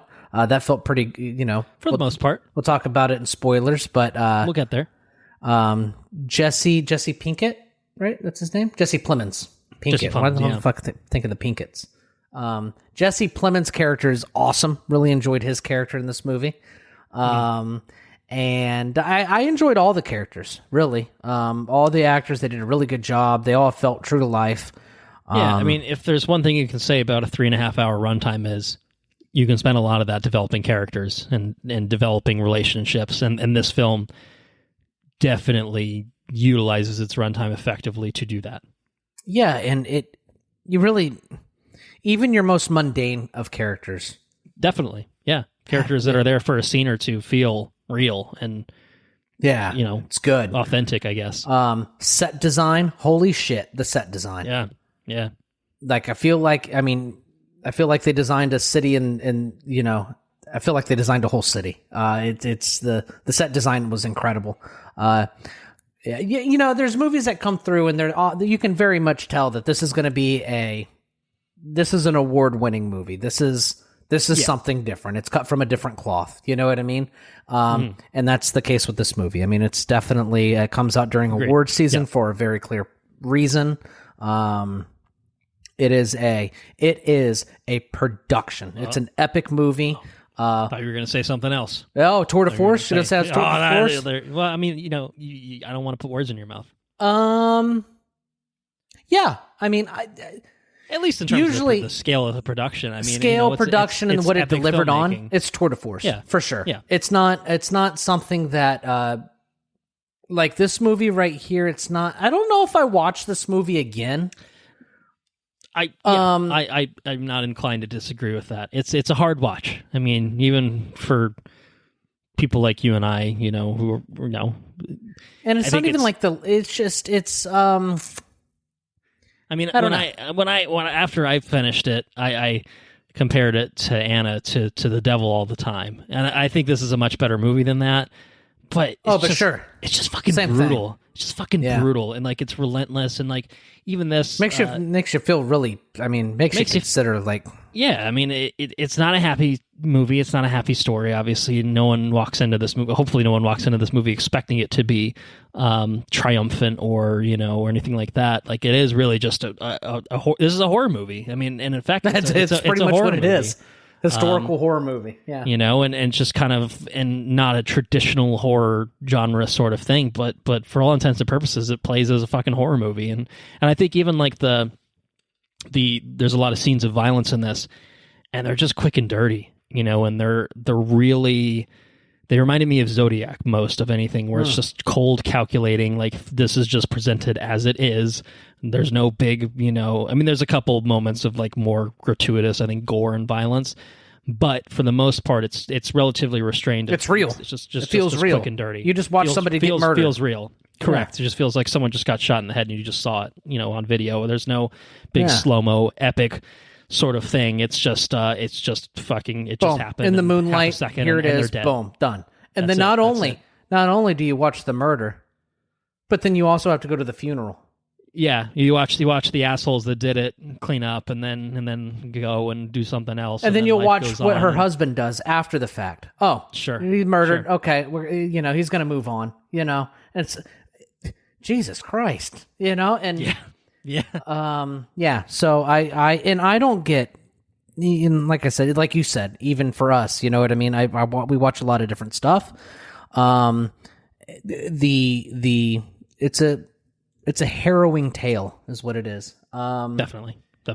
And it is a tour de force stuff. Production values are the highest I feel like they can be. Performances are the best that they can be. I think that I thought the editing in this movie was fucking tight. This movie I thought it felt very tight. Yeah, I mean, which is an accomplishment for a movie that's 3+ hours long. Yeah. This is the kind of movie that, I mean, there's a lot of movies, there's shows we watch where it's just like, yeah, you could have chopped 30 minutes out of this and would have been. What are you gonna chop out of this? You could get this under 3 hours and you might be good. And I don't really feel that way about this. I have issues with certain things. One thing in particular, which we'll get to more in spoilers, I guess. But I don't think it's a simple case of, just cut that, and this movie is tighter and better. Like I do agree with you that it's like, because it's so dense, because there's so much history packed into this, it pulls you in, and it doesn't really ever feel like there's a point where it's just like, all right, this is boring now, or like this isn't engaging anymore, because it's gripping pretty much the whole way through. I think they did a real effective job of like, it felt like there was careful consideration of the. I mean, we know that they went back to the drawing board to try to make it more from I guess an indigenous. Well, yeah, changing the perspective of who the movie focuses on. But yeah, I think maybe this is the point that you're getting to is when you go to watch the movie, you can tell that there was careful consideration. I mean, because there's a lot of different point of views that you can kind of take from while watching this movie. There's a lot of things that you could bounce between, and I think it steers clear of a lot of complications. It remains largely a simple movie, I think, which I appreciated. My dog's barking at something. I apologize about that. You disagreed with something you said about the movie, maybe? I'm not sure. I don't know if this is kind of what exactly the point you were trying to make, but it reminded me. I mean, they shifted the focus, but what they also did is incorporate the Osage community in the production process of this movie, so that in the same kind of things that we talked about when they did that episode of What If, is like, well, yeah, I mean, Martin Scorsese's a white guy, and they cast Leo to play the main character. He's also a white guy, but they cast a shit ton of native actors in this. And then more than that, they involve the Osage Nation themselves to basically say, like, hey, we're making this obviously about a horrible dark chapter in your history, one of probably many horrible dark chapters in your history. What's the most respectful and authentic way that we can do this? And so they I think having that sort of collaborative experience makes this movie, number one, feel more authentic, and I think that it definitely comes across in terms of just watching it. But number two, it makes it feel like, okay, there's a reason for this to exist in this capacity, I guess, if that makes sense. Sure. Yeah. Yeah, and I feel like we're getting a lot of this stuff. I mean, with between Echo, What If, and this, I'm just in the past month. Just three things that we're covering in sequence. Yeah. Because, of any particular reason, just happened. I mean, this came out on streaming in January. Echo came out on streaming in January. What If came out and streaming tail end of December. Like, just three things that just 1, 2, 3 punch of just... Yeah. the easily accessible for us within like a 2-3 week time frame. And it's very much... It's very much a side note. Tethered this way. But, like, I feel like there's not Native American movies. I got Dances with Wolves. I got Wind River. I've got Killers of the Flower Moon. Totally right. I think, something I thought about after this was just like, is Martin Scorsese the right person to make this movie? You know what I mean? And it's like, well, yeah, maybe you could have a native director who might be more equipped to navigate certain things, sure. In terms of how they are looking at this story. I say the story in terms of looking at the history and bringing it to life in the screen.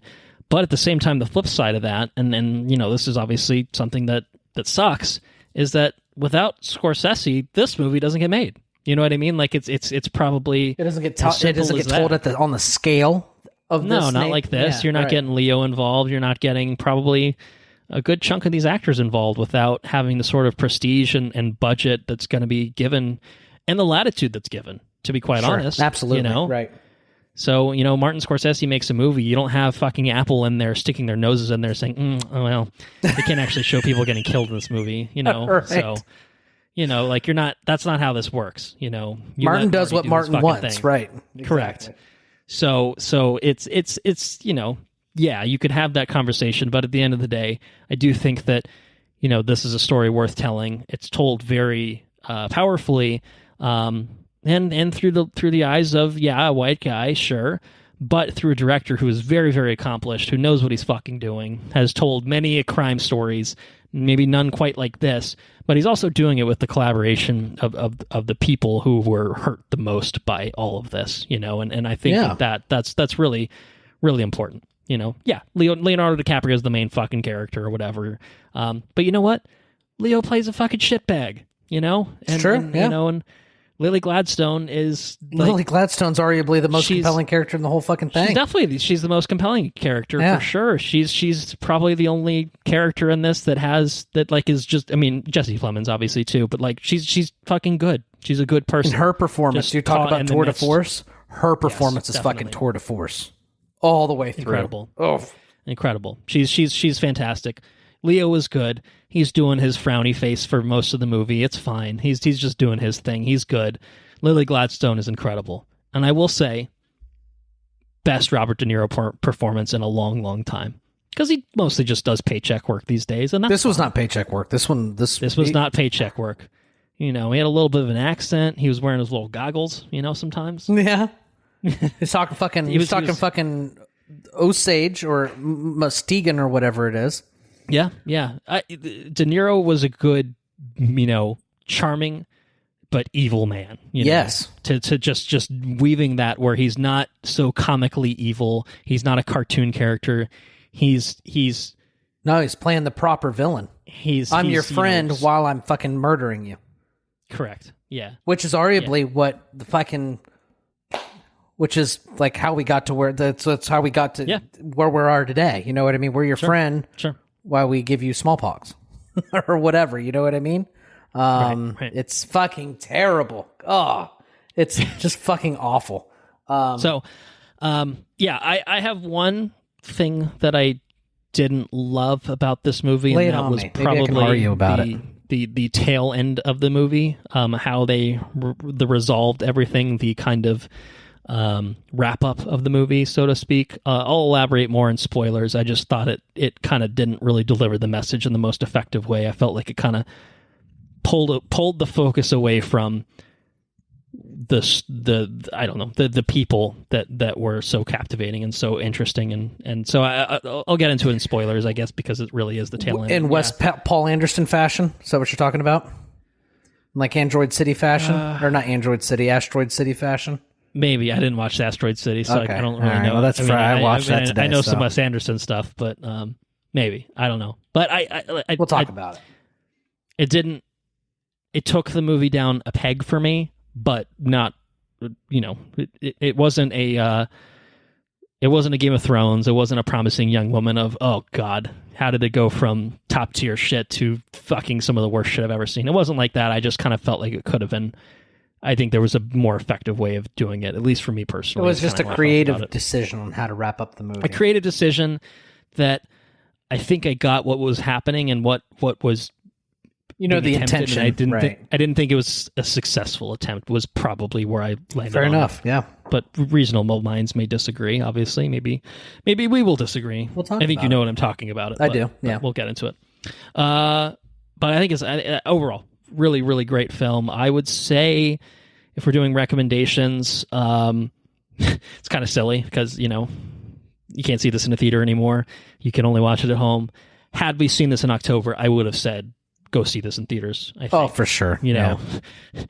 Prepare your bladder accordingly. Do everything you need, because it's not a movie where there's a big lull, as we talked about. There's not this is the pee breaks section of the movie. Like I mean, I'm sure you could get away with it. You'd probably miss someone fucking getting killed or something like that. But I would say it's that caliber of movie where. Definitely. It would have been an experience for sure. The production values. And like I watched it in 2 halves. You watched it in 3 chunks. I think that being able to just kind of sit in the theater and absorb it, like, I don't know, maybe it could have felt overwhelming too in the same way where it's just like, oh, this is just so dark and depressing and oppressive that like it maybe beats you over the head a little too much when you're there for 3.5 hours. Whereas if you can kind of split it up over a couple nights, you can get a breather in there. Maybe that's something. There's no I think there was a hoopla, I think, when it came out of certain theaters inserting their own intermissions into it. Did they really? And I think, Marty and company were fucking pissed about it. It's naturally. It's not made with an intermission made in mind. There's no breaking point in this movie in the way that something. Who the fuck does that? Contemplated to have an intermission. I would be pissed. I don't know. They wanted the concession sales. Come buy some popcorn before you watch people get killed. Fuck you. Oh, man, I'd be so mad. Oh. Yeah. But I don't think it was like AMC. I think it was more smaller theaters and stuff like that. But yeah, anyway, so I'd say theaters, it's probably around a very yes if we wanted to bleed into that scale of the TV side, which I guess, to be fair, was our COVID film scale for a time too. It's a movie that I think will come up when we talk about a year in review. Oh, yeah. Somewhere along the line, it'll come up again. I can pretty much say that for now. I think I can leave it at that for myself. So yeah, do you have any other non-spoiler thoughts? What's your recommendation? Where are you at with yeah. No, I definitely fully recommend the movie. Watch it in the biggest format possible. If you got a friend with a bigger TV than you, probably go watch it over at their house. Right. They got 2 subs, maybe they got 2 subs set up. The drums sound good. Mm-hmm. But it's a powerful movie. I think it's an important story to be told. I think that it's told at the scale and obviously it's getting the recognition that the story deserves to be put in front of the audience and the amount of people that's seeing this terrible shit that happened in our history. I think it's important. And I think it's a fabulous movie. I think it's a hard movie to watch, but I think it's a fabulous one. It's made very well, and I feel better having watched it. So I'm glad I watched it, and I think everybody should watch it. And it's really, really well made. Good movie. Definitely. So, are you ready to do some spoilers? Yes, we could talk full spoilers for Killers of the Flower Moon, a.k.a. this actually happened. It's real history. Can we really spoil any of this? But yes, probably, because to be quite truthful, I didn't know any of this. Either did I. And obviously that's a personal failing, or at least a failing of the school systems in America. But yeah, this is the kind of thing that they don't teach you. They don't really teach you. Just like the Black Wall Street. Black Wall Street, which I think also sort of did not come up. Yeah, I think that literally came up in this movie as well. It did. We're just like Tulsa or whatever. Right. Yeah. So yeah, spoiler wise, I don't know where you want to go. Do you want to go to the ending? So, or where do you want to go somewhere else? You know, it's. I don't know. I've got conflicted feelings about. Obviously, the one character that we have no conflicted feelings about is the fucking evil uncle, who happens to be the king of fucking Oklahoma or whatever the fuck. He's the kingpin of this fucking movie. Terrible shit. Awful human being, awful person, very evil man. He does get some comeuppance in the sense that he actually does get convicted at the end, which, good thing that happened. But, I will say not everyone really gets their own comeuppance, because you think about the brother, who is fucking also awful and evil, gets a hung jury. Like, I think about, because one of the things that happens towards the end, which is super fucking harrowing, is the brother, he and the other guy, they take Molly's sister out into the forest or whatever, and they just fucking kill her. She's drunk, pissed drunk out of her mind, saying, "What, are you going to kill me or whatever?" Yeah, they fucking do. Bottom of the valley. And then he goes home, and then Molly puts a fucking pillow under his head, like an act of kindness. No idea what this fucking awful piece of shit has done to your sister, to your family, right? And awful. And then this guy gets off scot-free at the end of the day. Like that guy fucking sucks. And there's even points where he's driving her around, even while Ernest is cooperating with the Bureau of Investigation at that point. It's this guy's fucking evil. Why the fuck is he involved in any way at this point?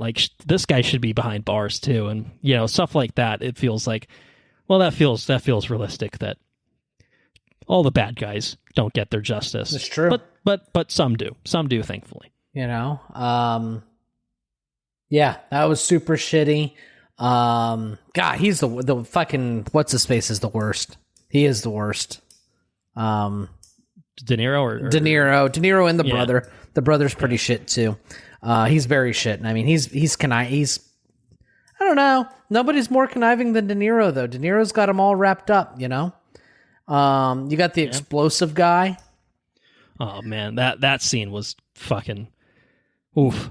Yeah, that was an oof. The explosion and the aftermath. That was one of those things where and shit the being fingers. Found. Well, and she's sitting there and she looks fine, and then there's the kind of the reverse shot where they pick her up off the floor. Her head's all blown out. Her head's missing. Just that's where it gets pretty gory and a little bit grimmer than some of the other parts. So that was brutal. The fact that just the imagery of the house in the middle of the town, you know what I mean? Mm-hmm. The house is just nothing but just pulverized. It's just fucking crater.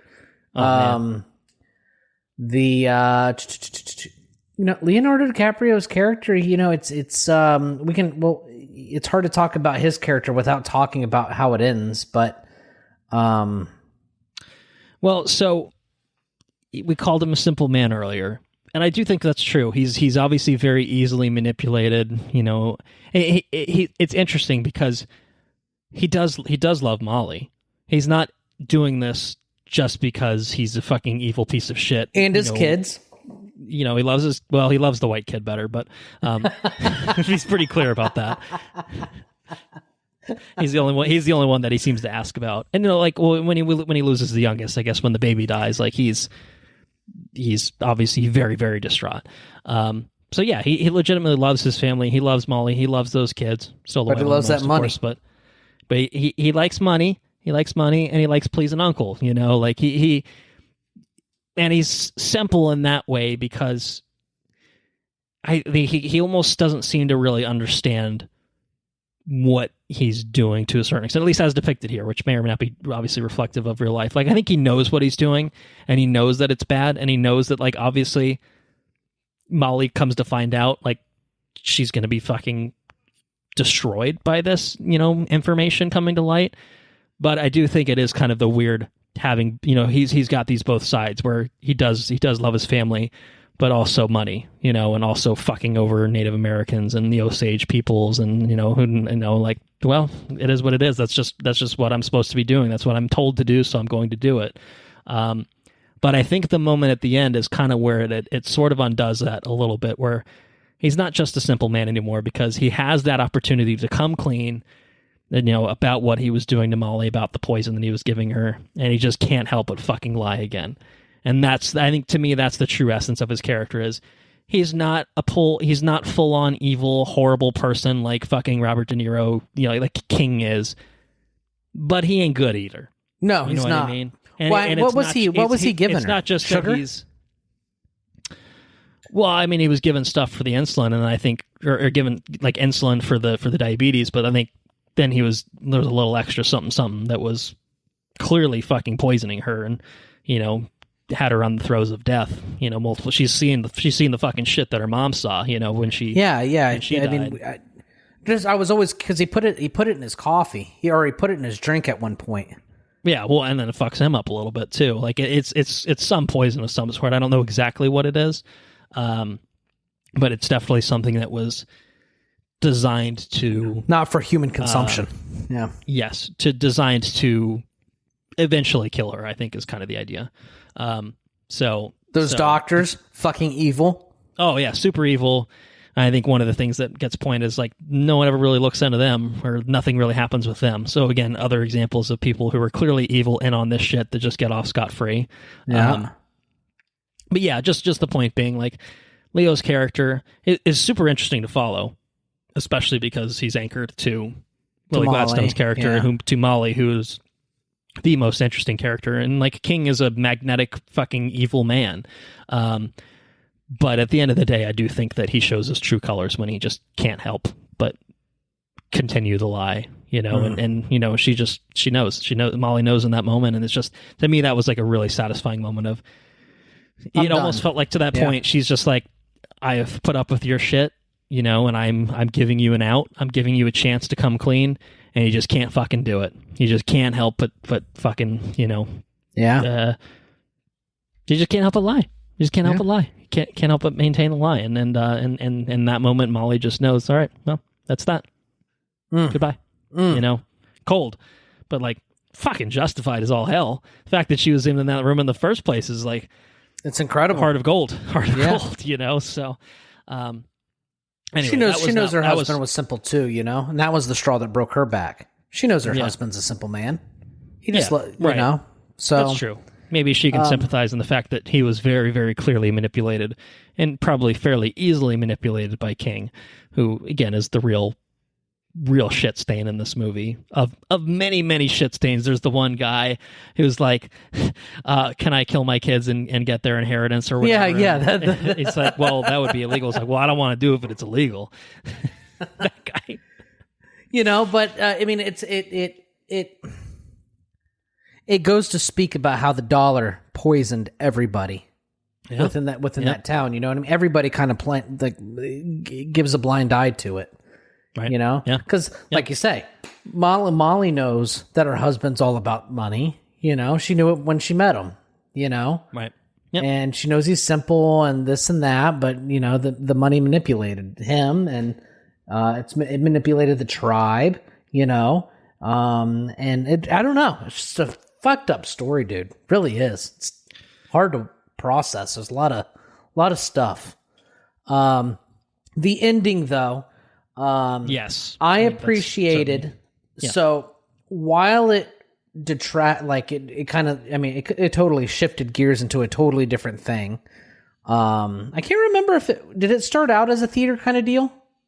No, it did not. It wasn't bookended. It was just, that's where it went. Okay. By the end. All right. So I couldn't remember that or not, because the Wes Anderson thing's kind of like fucking. Well, yeah, watching it in 3 chunks, that sort of thing, probably didn't help there either. But I feel like the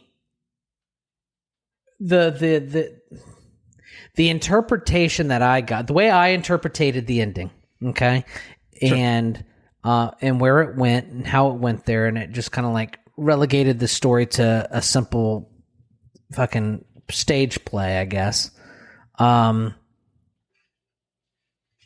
It kind of just makes you more angry with the way the stories are told in general. You know what I mean? With the way that, like, rather than seeing these characters, rather than seeing Leonardo DiCaprio being a 70-year-old alcoholic in his trailer on the south end of town, you just get told it. You get told that he got out of jail, and this is how that's where his story ends. And you don't see Molly.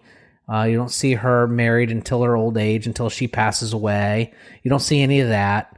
It's just a stage play told by a bunch of white people in a doing theater racist hall. shit. Yeah, exactly, in a theater hall.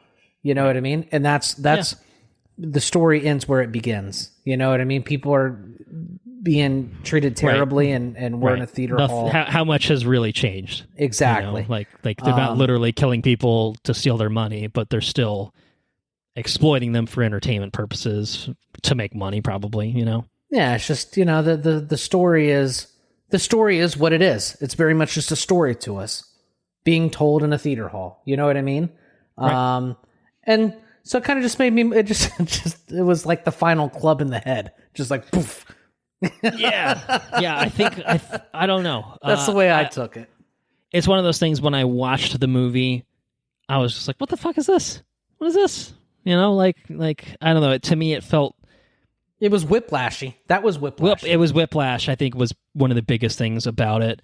And then Marty himself going up on the stage and being like, and there was, no mention about, Molly's family or whatever. And I'm like, oh, fuck off. Like, to me, that was the initial reaction I had, was just, it felt a little self-indulgent in some ways, where it's just like, all right, now Martin Scorsese's literally on this fucking stage telling us the end of the story. And it's like, all right, come on, dude. But at the same time, and this is one of those things that I think, with the benefit of looking back on it, because we watched it a couple weeks ago at this point, or a week and a half ago, we probably finished it. I get the intent. I totally get the intent behind it, of basically just showing we've now exploited, these people in different ways, and I kind of, I get that. And I think maybe it's Scorsese acknowledging that he himself, by the fact that he is directing this movie and co-wrote this movie, is sort of exploiting the history of these people, because this movie is going to fucking make money. You know what I mean? Like, it is kind of a meta commentary in that sort of way, where it's just like, is what we're seeing that far off from the stage show that's being depicted within? I mean, no. Yeah, I think it's a lot more respectful. It's a lot less racist, I think, in terms of just the actual depictions themselves. You don't have Jack White up there doing his fucking quote unquote Indian voice or whatever, you know what I mean? Like, shit like that. So like, yeah, it's better in that sense, but how far removed is it really? And I get it from that, but it did, to me, it just felt very whiplashy and not in line with the preceding 3+ hours that led up to that moment. That's true. I think a bookend would have been appreciated. A bookend might have worked, and like, even that, I think it still goes back to the powwow, ceremony or whatever. So it kind of does both. Like, it does that, and then it goes back to like, oh yeah, and then this is what we actually, we're like, well, this is more in line. And I just, to me, it didn't really vibe. I think they could have done it in like the old-timey video sort of way that we saw throughout the rest of the movie. To me, it just felt too far apart. Like, I get the idea, but in the context of the movie, the 3+ hours building to it didn't pay off in the way that I think, to me, I don't need them to change history in Glorious Bastard style and have King get fucking lit up, and they put all these evil white people in prison, and then the Inglourious Basterds show up and set the whole place on fire, and we watch them fucking melt in horrible fashion. Like, I didn't need anything like that, but I think that even it could have ended with the drums. Just text, or just text of basically being like, this is what happened, this is what happened, this is what happened, and then the drums. I think even that would have just felt more coherent with the rest of the movie to that point. And again, I get it. I get what was happening. I get what I was going for. And I don't think it's a bad thing to take a little bit of a swing. I just didn't think it needed it. I don't think it helped the movie. I think it distracted from the movie. It distracted. To me, when I finished watching the movie, I was thinking, what the fuck was that shit about white people on the stage? Not thinking about the preceding 3 hours of what the fuck was that thing about the white people just fucking absolutely murdering tens to hundreds of fucking indigenous peoples just so they can get money and oil. This conversation we're having right now I mean, to be fair, we've had a decent conversation, obviously, about the other aspects of this movie. But like the fact that we're talking about this part so much, to me, feels like this did not accomplish what Marty wanted it to accomplish, I imagine, is how I feel about it. Right? Yeah. For me. And maybe for others. Maybe not for you. No, I thought my opinion of it was whiplashy, and it really just drove home the point of right. And I think that was the idea has how much has changed, really. And yeah, fair enough. You get it, but it was delivered, and it was delivered whiplashy because the entire time we're watching a period piece. Now we're watching a period piece told in a theater hall. No, it doesn't. Right. I get it. Yeah. No, I mean, I understand. I thought the same thing too. What? What the fuck's going on here? Right. Yep. So, I don't know. Creative decision how to end the movie. Whiplash is what. Yeah. But hard movie to watch. Powerful. Powerful. Yeah. That's good. Good movie. It's very good. Definitely worth a night or two or three, however long it takes. I stopped it, but only because it was like, oh, we need to go to bed, kind of thing in terms of just when we started it. I did not stop it because I felt bored. Did not stop it because I felt that feels like a good stopping point. I need to stop it because I'm fucking responsible and I have stop work in the morning. Because I got to work in the morning and all that. Like that was it. It for as long as it is, I think it is very gripping throughout the whole duration. Even the ending is gripping in different ways, right? So it's a true epic, and it's like 3 minutes. It's an epic. It's an epic, and it's a great example of the genre. And Martin Scorsese, 79, 80, whatever, man, still knows what he's doing. I think this. I didn't watch Silence, which I think came out 2016-ish, something like that. But this was way better than The Irishman from a few years ago. I thought that was not great. I thought it was mediocre at best. Wolf of Wall Street was good. They're going back a decade. I mean, I think this is the best Marty's done since probably The Departed, 2006. I mean, for me personally. So, I mean, not that he's done like a fuck ton in that span, but Shutter Island, Hugo, Wolf of Wall Street, Silence, and The Irishman. To me, this feels a little bit a cut above. I think a fair few of those. I think so. Yeah. I think that's what I got. On Killers of the Flower Moon. Sounds like a solid shake, dude. We can move on to Echo if you want.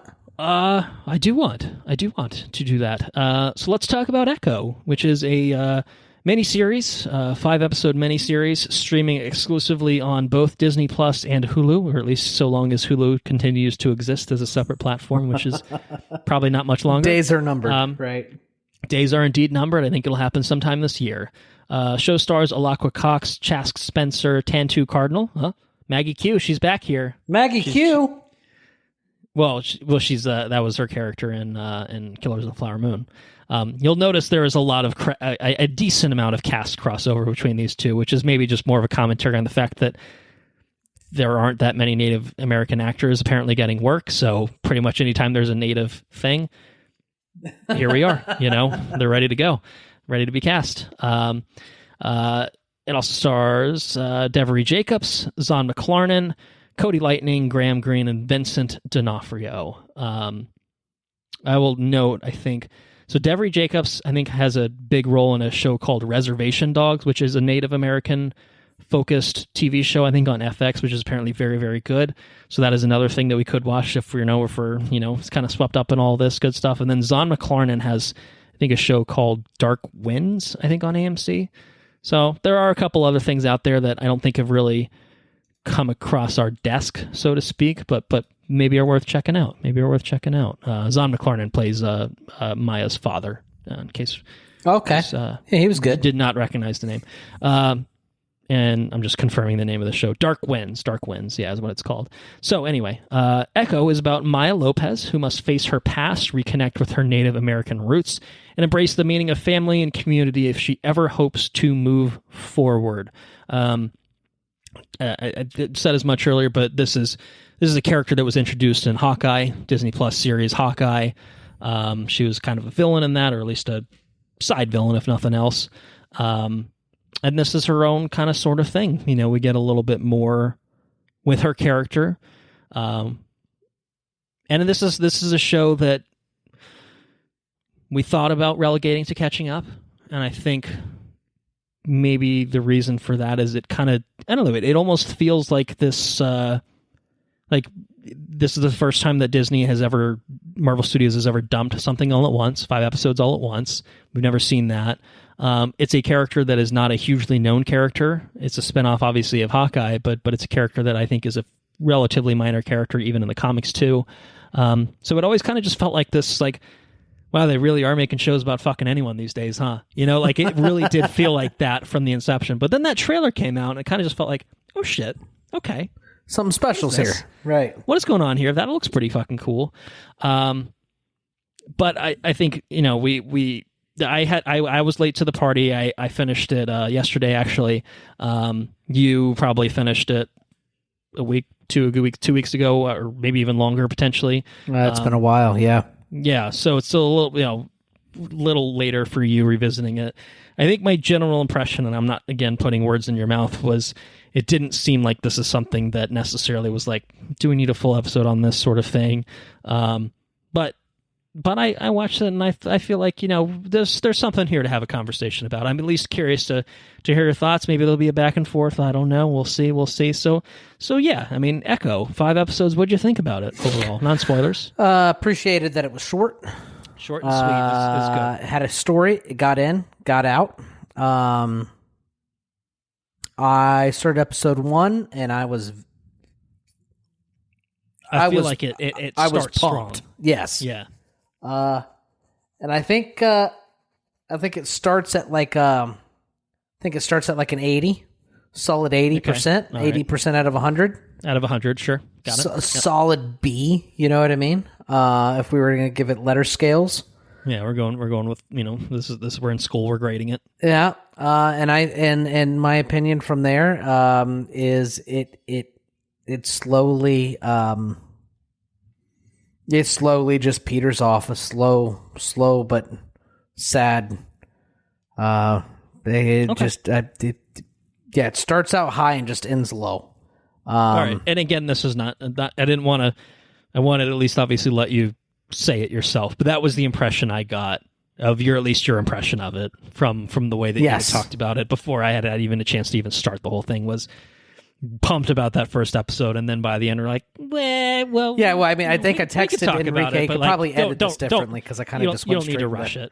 Straight into recommendations. Well, guys, we got something special, and then it's nothing but crickets for like a week. Right. You know, so I think that episode one was fucking cool, man. Yeah, Daredevil in there with his he had his gold costume on in this, didn't he? No, he had the Netflix one on. He had the gold one on in She-Hulk. Maybe that's what I'm thinking of. Yeah. Either way, Daredevil kicked ass in that first episode. So does she, though. Yep. She's toe to toe with fucking DD, and that was really cool. And really appreciated the I guess the heritage roots, or the beginnings of the Choctaw. The Choctaw, yeah, right. The beginnings of the Choctaw people, and yeah. I think that's probably the coolest thing, because the action, I think, in this show kind of it doesn't sustain episode 1 levels of choreography and the way it's shot and everything else. In my opinion, I think episode 1's the high point of choreography and action shots and just the levels that it sets for itself. But one thing that does remain consistent is the focus on heritage and culture and that sort of stuff. So from that point of view, I think it does a very effective job about communicating about a type of people, a group of peoples, and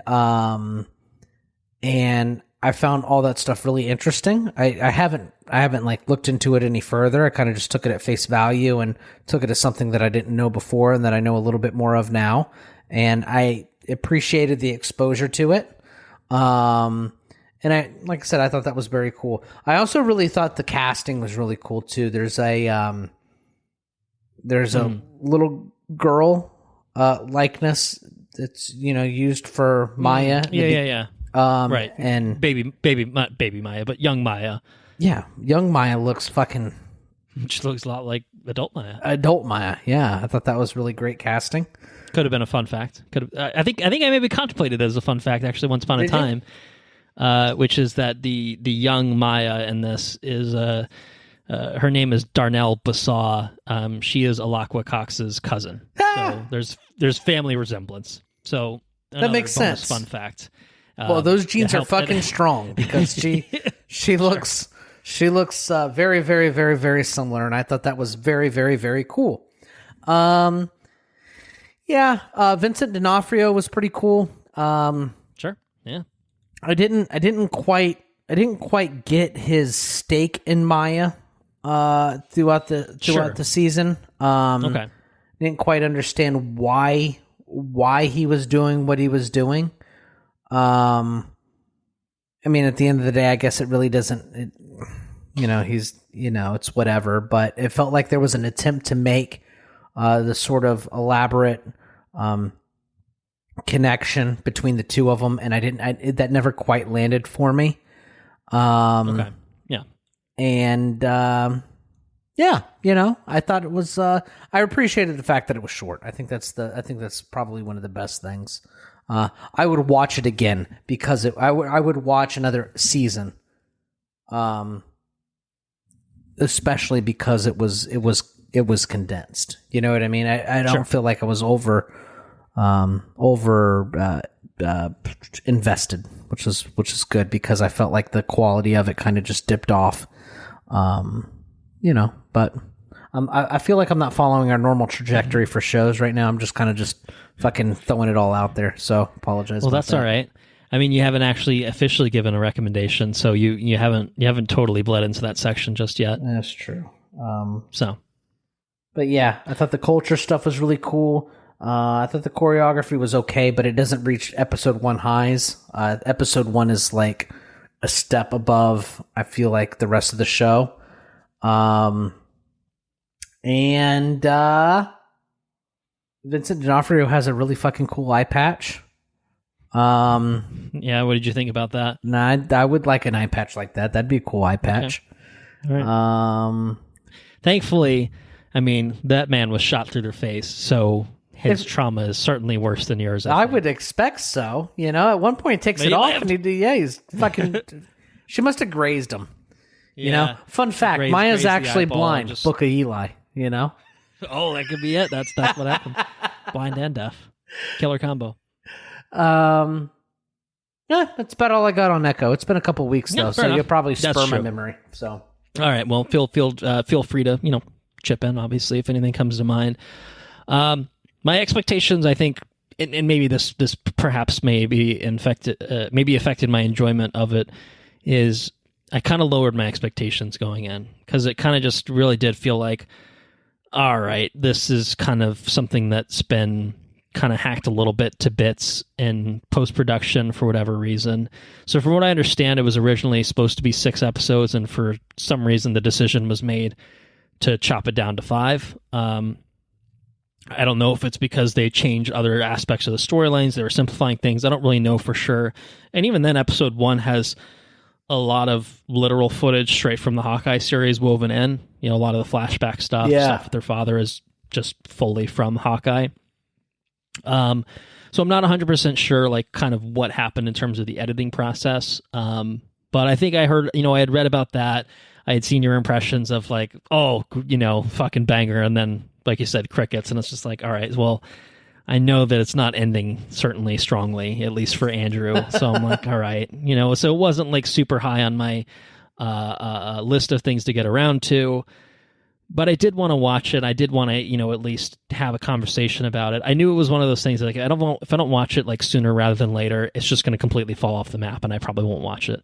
And it's 5 episodes. It feels like, all right, most of these shows, It's a fucking investment. If I can make it through like Secret Invasion or whatever, like I can make it through 5 episodes of Echo, even if it is kind of bad or whatever. Right, sure. And I was pleasantly surprised. I mean, yes, obviously I knew that the first episode was going to deliver, and it definitely hooked me in probably the same way that it did you. But I thought that it, although I would say I agree in the sense that not all of the episodes are certainly to the same caliber as the first one, I didn't think that it had a super noticeable dip consistently throughout the show. I thought episode 3, for instance, was very good too. I think the finale's, it is probably the weakest of the show. It feels a bit rushed in terms of its delivery of certain things. But I thought which one was episode 3? 3 is the one where it starts with the old timey like movie of the sharpshooter. That's like the flashback thing, and then that's the one that ends with like a hostage situation at the skating rink. Okay, yeah, it's a pretty neat episode, and that has like its own sort of actiony thing, set piece as well, which I thought was good. But I don't know. I think I just, a lot of kind of my expectations going in, I think were formed by things that I had read about, heard about it, where it's just like, oh, that finale, like, what the fuck was that? Or like, they changed her powers, blah, blah, blah. And like, this is not like the comics. And like, it's totally true. They definitely completely fucking changed things from the comics. In the comics, she's like a taskmaster type character. Like, she sees someone do something and she can echo it, you might say. Oh, okay. That's pretty cool. Whereas here, they totally scrapped that and went in a completely different direction. But I think the thing that surprised me most was you start episode 1, and it fucking tells you what it is right away. You know what I mean? Like, it starts with this big flashback of these, I don't know, it almost made me think of the Eternals or something like that, where you have these people that are caked in fucking makeup, and I'm like, what the fuck is happening? Am I watching the right show? You know what I mean? Like, it very much tells you what it is, and I think that the way that is kind of seeded throughout was pretty well done, and I don't know. To me, yeah, it just kind of, I mean, I don't think this is certainly a high point of Marvel. I do think there is a bit of choppiness, certainly to the editing of it, which I'm sure is a result of, taking it down from 6 to 5 and trying to streamline it a little bit. But I think that the benefit of that is it's short and sweet, to go back to that. It is short and sweet. You're in, you're out. It's considered a Marvel spotlight show, and there's like a little thing in the beginning. I think the idea is you should be able to watch this, drop in, drop out, without having really watched anything else, which I think is why there's so much of Hawkeye baked into that first episode. It is like this you can watch this show having not watched Hawkeye and kind of get it, more or less. Totally. I think that's a big push for Marvel cinematic stuff in general, right? Is that they're trying to get away from. We know there's 30 projects that if you feel like you need to watch it all, like, so you certainly can, but you don't have to. You don't need to. With a lot of these things, when an Avengers movie rolls around, like, maybe it'll be helpful to at least know who these characters are. But if you can walk in and get enough out of just that one thing without any other context, then we've succeeded. Yeah. So, and I think that's something. I think that's kind of the intent. I think it's beneficial for them too, because at this point there is a shit ton of content. There's so much that it's really quite overwhelming if you're trying to jump in from square one. Like, too much. It's like The Walking Dead is for me, where I'm just like, I'll never get into this. Right? Maybe I. Did you know they're releasing a whole nother show? Oh, we'll talk about it. We'll talk about it on another episode real soon.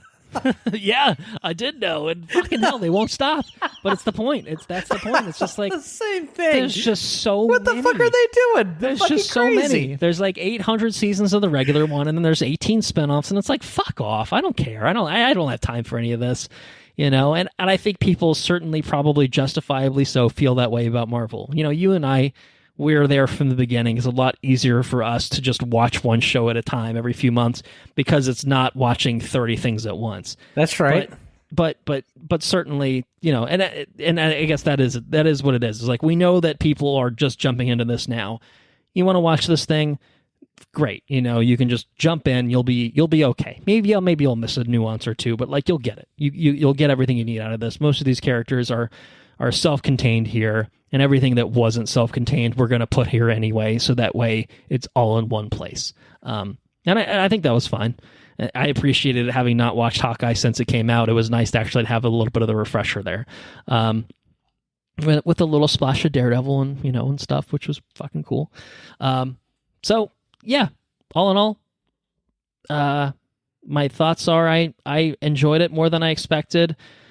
I think that the reinvention of the character is something for me that I think was pretty cool. I think the action, like, it has that sort of street level Netflix Daredevil-y sort of feel in a lot of parts of it, and then there are other parts of it that are a little bit more, I don't know, Iron Fisty, I guess, in some ways. Totally Iron Fisty. Yes. Where it's not quite as effective, sure. I'm willing to concede that, certainly. It's a little ham-fisted, maybe, and a little DC. kind of just like, yeah, a little bit. To me, it's never outright bad, but there are definitely clear points of this is better than the other parts. But I feel like in terms of the actual story that it delivered from episode 1 to episode 5, I felt like the build-up was appropriate. I felt like the payoff made sense for what it had been building to. I think the actual execution of that was a little rushed, if nothing else, was how I felt about it. But I feel like, there was enough, the characters in this world, and like seeing this little town in Oklahoma was cool. Like, I don't know, like I did kind of get attached to Maya herself. I think she was really well done. I think Alaqua Cox was really fantastic in this. And I think the way that the show uses so much sign language, and incorporates a lot of the aspects of the Choctaw Nation, I think was really refreshing and different than a lot of the things I've seen as a white man that watches mostly things with, generally speaking, white people in it, Right. Through no fault of my own, of course. But that's just the way of the world, So to see something like this, and to see Marvel doing this, yeah. like, I think it's at least worthy of recognition. I mean, it came out, I think, a couple of days ago. Like, this had the lowest budget for any Marvel Studios project ever. I think it was $40 million for the whole thing, which, like, yeah. I mean, this is a show that doesn't need $200 million. The fact that they spent like fucking $200 million on Secret Invasion, and that turned out like that, and they spent $40 million on this, and this turned out like this. That's a total different perspective when you word it like that. That's crazy. Yeah. And in She-Hulk, which I enjoyed a hell out of. I like She-Hulk. Not everyone agrees with me. No, I like She-Hulk. I thought it was pretty good. And that's totally fine. People have their opinions on, they have very vocal opinions on She-Hulk. But like, they spent $250 million on that. It's like, oh fuck, man. I mean, it didn't look that good, obviously. Like, I can certainly acknowledge that. And like this, there's a big fucking like mockingbird or something flying around, and it looks kind of like shit. But like, it's fine. Like, I kind of gave it a pass, with a lot of $40 million, man. Visual aspects, where it's like, didn't look like fucking Godzilla though. they need to go talk to Japan and say, how'd you guys do it? What's your secret? Certainly America needs to figure out the fucking Japanese secrets to visual effects techniques, because we're clearly fucking missing something. Yeah, you can go talk to that creator team too. Either one of those guys can probably set you straight. Someone knows how to do it. They weren't talking to the right people. Anna pointed out, like, there's a thing where there's a augmented reality version of sign language that gets used at a certain point, and it looks fucking terrible. I almost think intentionally to some extent. It's but prototype. It looks real bad. It's a prototype. Yes, exactly. I don't know. I'm rambling, but I had fun with it. I enjoyed it more than I expected. I don't think it's perfect. I don't think it's amazing. I think that, some of the characters are serviced better than others. It's got Daredevil in it, which is fucking cool. It was really cool too. Watching him throw those bumps it up a bit. Throw those fucking sticks around. That was so cool. There's a cool fight. Like, if this was 10 episodes, it's probably, if this was like the Netflix shows where a lot of them went for too fucking long, Luke Cage style, and killed off the most interesting character by episode 7 or 8. Be very angry. I could definitely see this taking down the whole show a notch. But for 5 episodes, none of which are very long, this is a Killers of the Flower Moon in its entire duration, if not shorter, in terms of if you excise the credits and stuff like that. Yeah, I think you could do a lot worse than this. I don't know. I mean, I've seen a lot of negative reactions to it, and even yours. Like, it sounds like we actually really aren't far apart from each other. I think I probably liked things more than you in general. But I don't know. I see it's the same thing I saw with Eternals, where people are just like, "This is the worst Marvel Studios has ever done." I'm like, is it? Like, I guess. I don't know. I don't think it is. I mean, I don't think it's great, but like, I don't really see anything inherently that bad. Have you seen the Incredible Hulk, or the Hulk? I guess I don't know. Yeah. Like there are some that are just like, I don't know. I mean, no, opinions are what they are, but I don't know. I enjoyed this. I enjoyed it. It's good to. I like the street level side of things. I'm excited to see like Daredevil, obviously Born Again, seeing like a continuation of this side of the universe.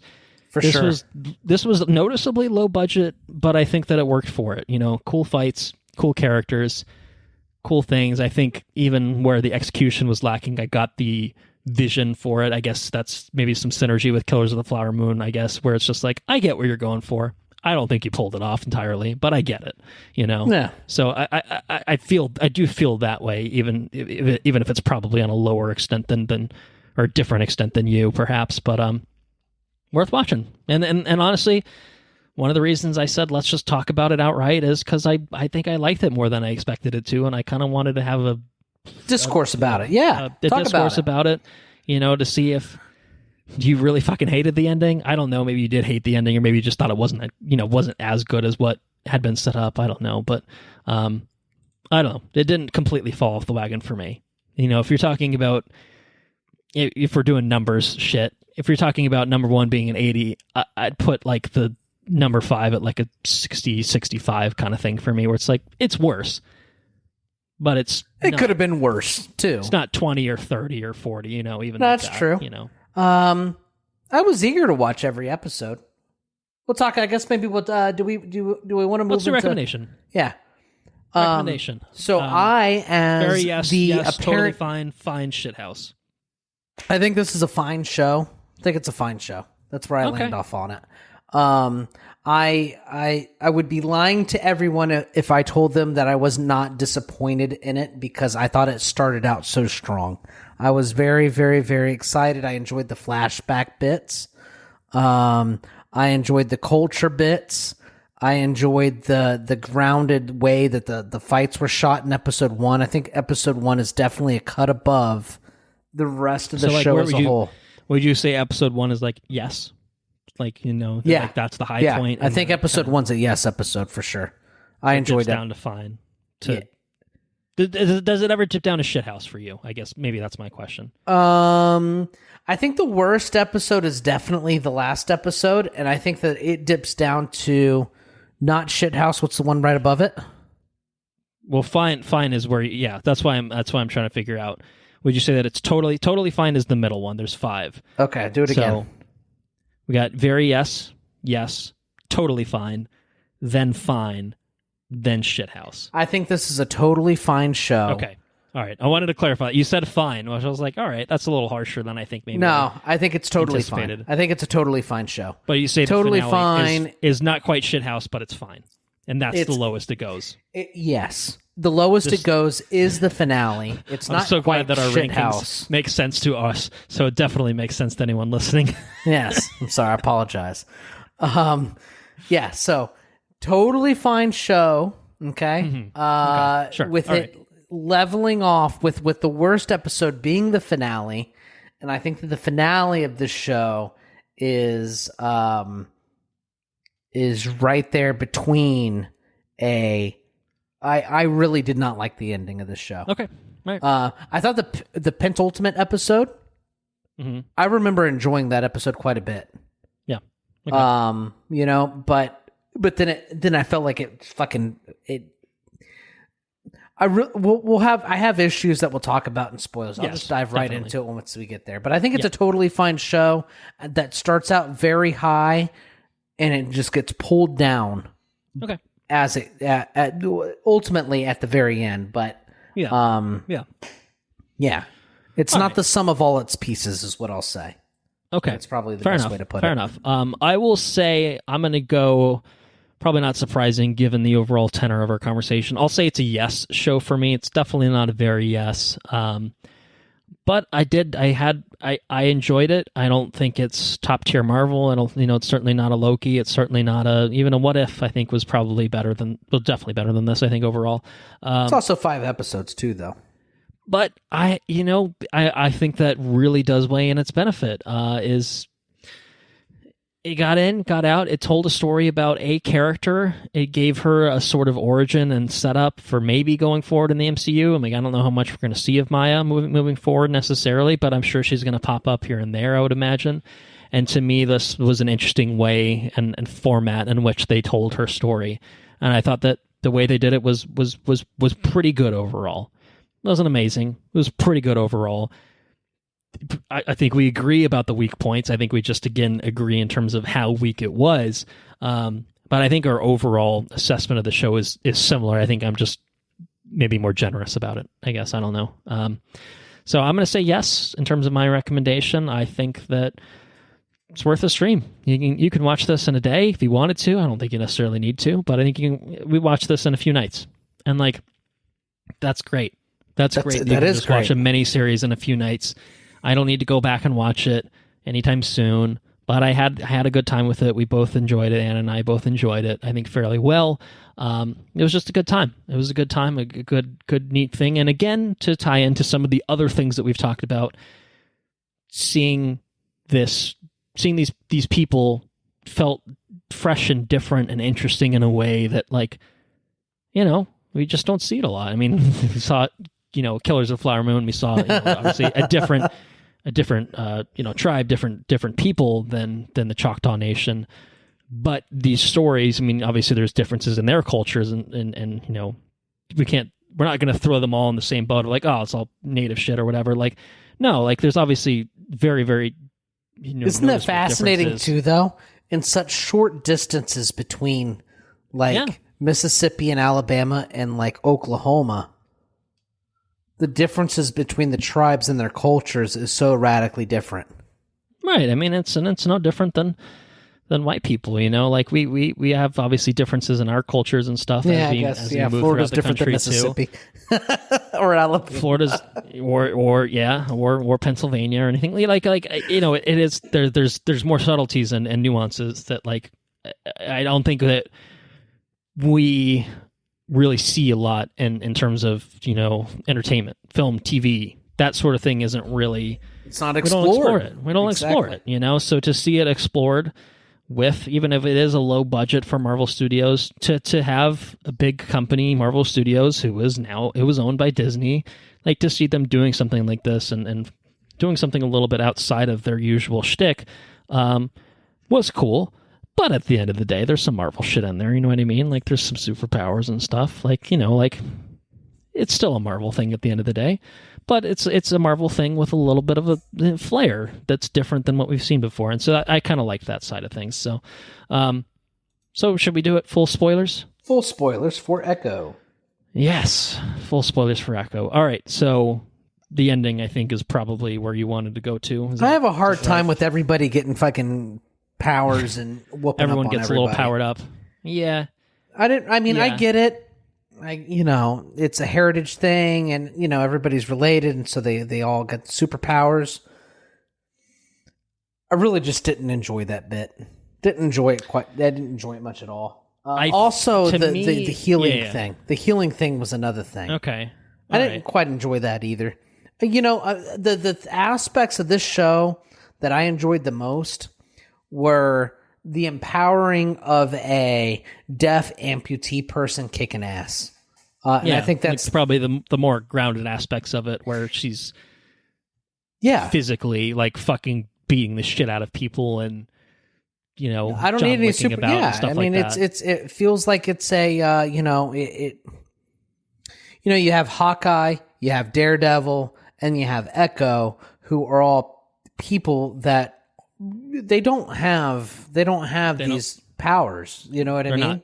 I mean, I guess Daredevil's got, like, echolocation, right. But like, Daredevil has superpowers, but his superpowers aren't energy blasts or healing abilities or exactly. And Hawkeye is fully just do with good at bow and arrow shit. And so when she goes toe to toe against Daredevil, and that's fucking cool. When she kicks ass, right. period. And, like, she's really cool. She's not kicking ass in there because she's fucking invulnerable, or she's got super strength. She's doing it because she's fucking skilled. Yeah, But when Grandma gets superpowered and she just fucking starts throwing people into the ceiling and shit, it's like, dude, big misstep for me. I don't know. I was very... I don't disagree with you necessarily. To me, it was more jarring than anything, I think. Sure, too, yeah. Because it just kind of felt like, oh, now she can transfer her powers. I mean, yeah, they're all fucking related. Like, clearly the idea is the generations kind of bleeds down, but it's like, well, I mean, Maya doesn't even know how to use these fucking powers. Like, at least we don't really have any... it would make more sense if incrementally, like, Maya is like, oh, I've unlocked these powers, I know how to use them, and then, I'm related to these people, I can transfer my powers, or, like, if they're in peril, maybe I can give them the essence of these powers and they can do stuff. But it was so quick, and how all of it happened, where it's just like, powers. They have powers. Everyone's gone. Kingpin is in a vehicle. He's leaving. He says, I don't fuck this shit. I'm out of here. Or I guess they have the little trauma thing, and where she pulled a total Avatar moment. Is that what you're talking about? Yeah. Right. Yes. Yeah. Yeah. That's what I'm talking about. That to me, I think my thing is, I think all of those are completely fine in terms of what you're trying to do. I think to me, it's literally like 2 minutes from everyone's in peril to beating the shit out of everyone to Kingpin being Avatar, like, what are you doing to me? Like, she's the Avatar moment. She's healing him, clearing him of his trauma or whatever. And then he's out of there. Like, it's so quick. The finale is the shortest episode of the season. It's so quick about how it goes through all those motions that, to me, the impact of any of those, I didn't feel the impact of those moments. It was more jarring because it was just like, boom, boom, boom, boom, boom, boom, boom. Yeah. You're in, you're out. And it's like, that to me is where it felt a little bit hacked up, of just trying to get through these beats. And it wasn't the beats themselves that bothered me. Like, grandma has superpowers. Yeah, it's a little fucking silly, obviously. But I didn't mind that sort of thing. Like, there were things in this, like Biscuits. Biscuits is fucking silly as shit in this whole show. Is Biscuits the cousin? The guy that gets in the monster truck? Yes. He's the worst fucking character the whole show, fucking Biscuits. What the fuck is this guy doing? Who is this guy? He's your cousin. He's a simple man. He's like Leo in Killers of the Flower Moon. He's simple. He just, he follows directions. He's helping out when the need arises. He's got Billy Jack, though. Who fucking conceived Biscuits? Who conceived him? Like, who are his parents, or who made this character for the show? More of who made the character for the show. Who thought this is what we need? We need some comedic relief. We're gonna make fucking this guy named Biscuits who's selling his PS5 to repair the fucking truck at the junkyard or whatever. Yeah. What the fuck? Where'd that guy come from?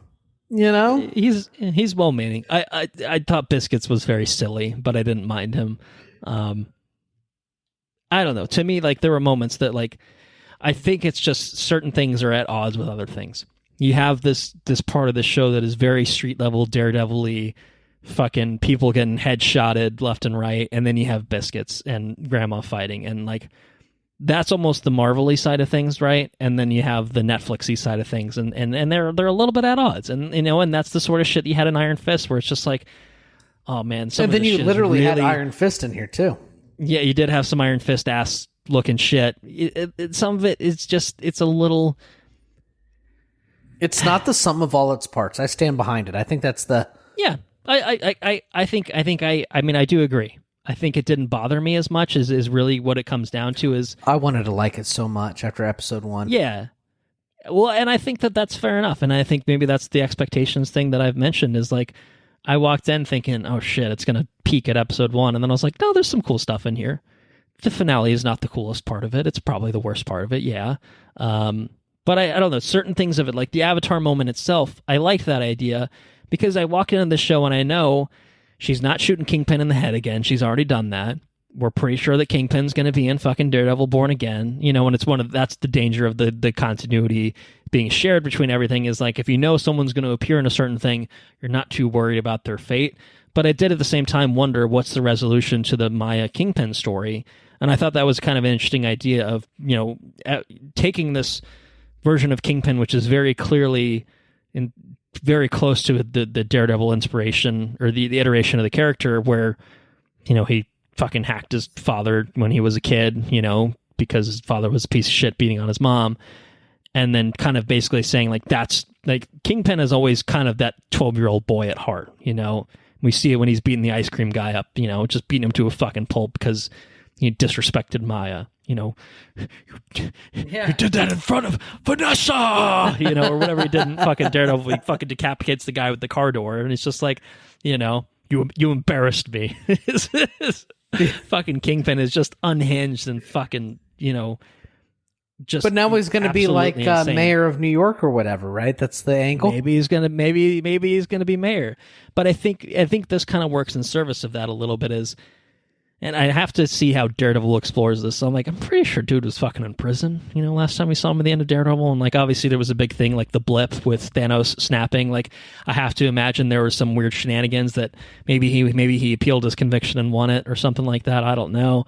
But it's kind of just like, all right, if Fisk is going to be mayor, I mean, it's not crazy. Like real life, and I don't need to get too political with this, but like real life is showing that being charged with crimes is not the end of things for certain candidates if they are apparently compelling enough. Right. You know what I mean?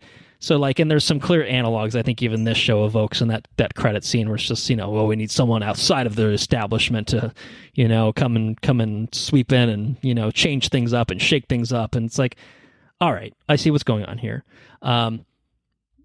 Is it a little hard to wrap your head around Fisk being maybe elected mayor of New York? I mean, it's a fictional fucking New York. Who knows what's going on? I think that sounds really cool, actually. I'm surprised that never was explored to in me, the it's comics. the question of, I think it has happened in the comics before, if I'm not mistaken. To me, it's just more the question of, man, is New York City really going to fucking elect Fisk? I was like, well, they elected Eric Adams, so maybe.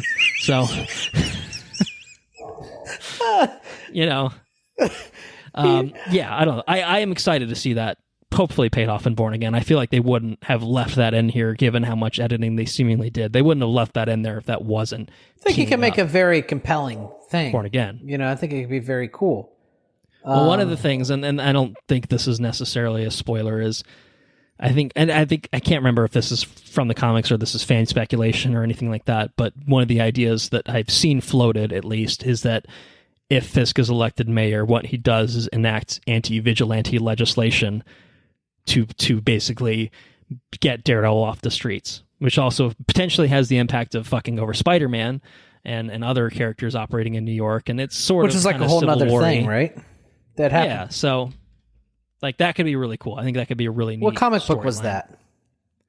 Or is that Watchmen? I think that's Watchmen, isn't it? No, well, it's definitely Watchmen-y for sure. Totally. Yeah, it's not Richard Nixon. It's old Willie himself. But yeah, I think that could be really interesting. That could be really, really cool to see. And if now that Echo is superpowered, if she goes back to New York, I mean, maybe she's hanging around in Oklahoma. I don't know. But if she goes back to New York, maybe she'd be caught in the snares of that as well. So that could be interesting. So I don't know. A lot of I don't know. A lot of could be's. I enjoyed that little bit there at the end with it pulling at Kingpin. I think Vincent D'Onofrio owns the character of Kingpin. I think. He's so good. He's fantastic, and he clearly relishes this role. And I just love. I mean, there was not as much Daredevil in this as I probably would have liked, but it was fine. Even that just Daredevil fight was so cool. It was badass. It was very cool. And just I don't know, tying the Netflix and the Marvel Studios sides of things together in this way it's really exciting. It's really exciting to me. I just hope we get the level of most of those shows consistency that we got out of Netflix on Daredevil. Sure. They treated Daredevil Netflix's consistency was largely constrained to Daredevil. It was not so much with the other shows. They were good. Like Jessica Jones season 1 is great. Season 2 was not as good. I never even watched. I didn't even finish the Netflix stuff. You know what I mean? Like I didn't even finish season 3, or I didn't even start and finish season 3 of Jessica Jones. I think I watched everything else up to and including both seasons of Iron Fist. Danny, the boy Danny. Iron Fist could have been something special too. Iron Fist could have been something special. So like I think there's it's the worst when you have something. Like, do you really want to canonize Iron Fist when you could totally do that character in a way fucking cooler and better way? I mean, you still can, I guess. Just kill off Danny and Colleen's Iron Fist now, but It's just so unfortunate when you have something that could be so good that isn't. You know what I mean? That's yeah. And I guess ultimately, sure. And that's what you're talking about with Echo is missed opportunities. It could have been better.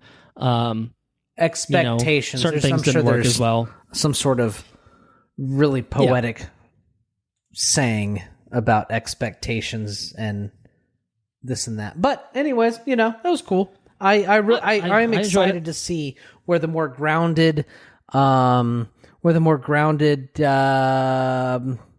characters of the MCU kind of like where their story goes, where we get with Daredevil and where we get with Punisher and totally. I think that's one of the things like because especially as we've had many conversations, Marvel is kind of at this weird impasse where like there's no clear direction for anything necessarily. I mean, I guess Kang was obviously the direction for a bit, and who fucking knows now. So I think that kind of viewing this, at least if nothing else, in terms of street level, you've got Daredevil, Echo, Kingpin, I don't know, anyone else that kind of gets bundled into that. Maybe even Spider-Man could get bundled. I mean, Spider-Man's fucking street level, although he's kind of, blurred the lines a little bit because he's been in the Avengers movies. Then you have the Avengers type threats, the Earth. I want like a fucking Avengers stuff.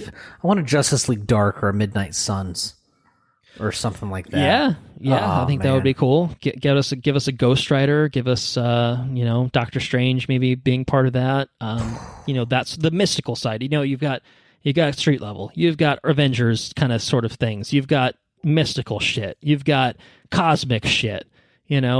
Multiverse shit, maybe, if you want to throw that out there as something else too. Like, we know we're getting Deadpool really soon. Like, that's obviously multiverse types of shit because Deadpool's got to get to the MCU. But we should be able to introduce our X-Men with that, right? Maybe. If nothing else, we're getting some of the old school X-Men with Hugh Jackman's Wolverine and stuff. But I don't know. Having these different spheres is good, because it gives you little pockets of things where it's just like, all right, this will all build to some big thing of Secret Wars or whatever, I'm sure, obviously in a few years' time. But having these kind of like small scale, like little things is nice. Like, even if they did something where like it built to the Defenders type thing again, which would be like, that would be fine too. Even if it's like, if Spider-Man 4 is Spider-Man and Daredevil versus the Kingpin, and that's the conclusion of, Echo into Daredevil into Spider-Man 4. And then from that point on, Spider-Man goes off and is in the Avengers and has nothing That's to do with cool. all that Whatever. shit. Fine. Great. That's a trajectory that that's a trajectory that makes sense for all those characters. That's a little mini arc to follow, and so be it, So I don't know. Wildly speculating, had a drink or two at this point, getting far afield, but I enjoyed Echo. I thought it was pretty good, not great. But I think short and sweet. Short and sweet is something I've said a couple times already, and I think that you get a big pass when you're short and sweet. You know what I mean? I agree. Yeah, I agree. This show doubled in length, maintaining the quality of the finale. Oof. Yeah, I'd be a bit more negative. As I'm sure you would be. So, There you have it. There's Echo. Or is that everything we have on Echo? Because well, that's what you and I have had to say on Echo. We have what?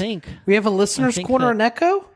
We have a listener's corner for Echo very specifically. Enrique Jaime has written in by recording his voice. So this is the part of the show where we're gonna shut the fuck up and turn the floor over to Mr. Jaime for his thoughts on Echo.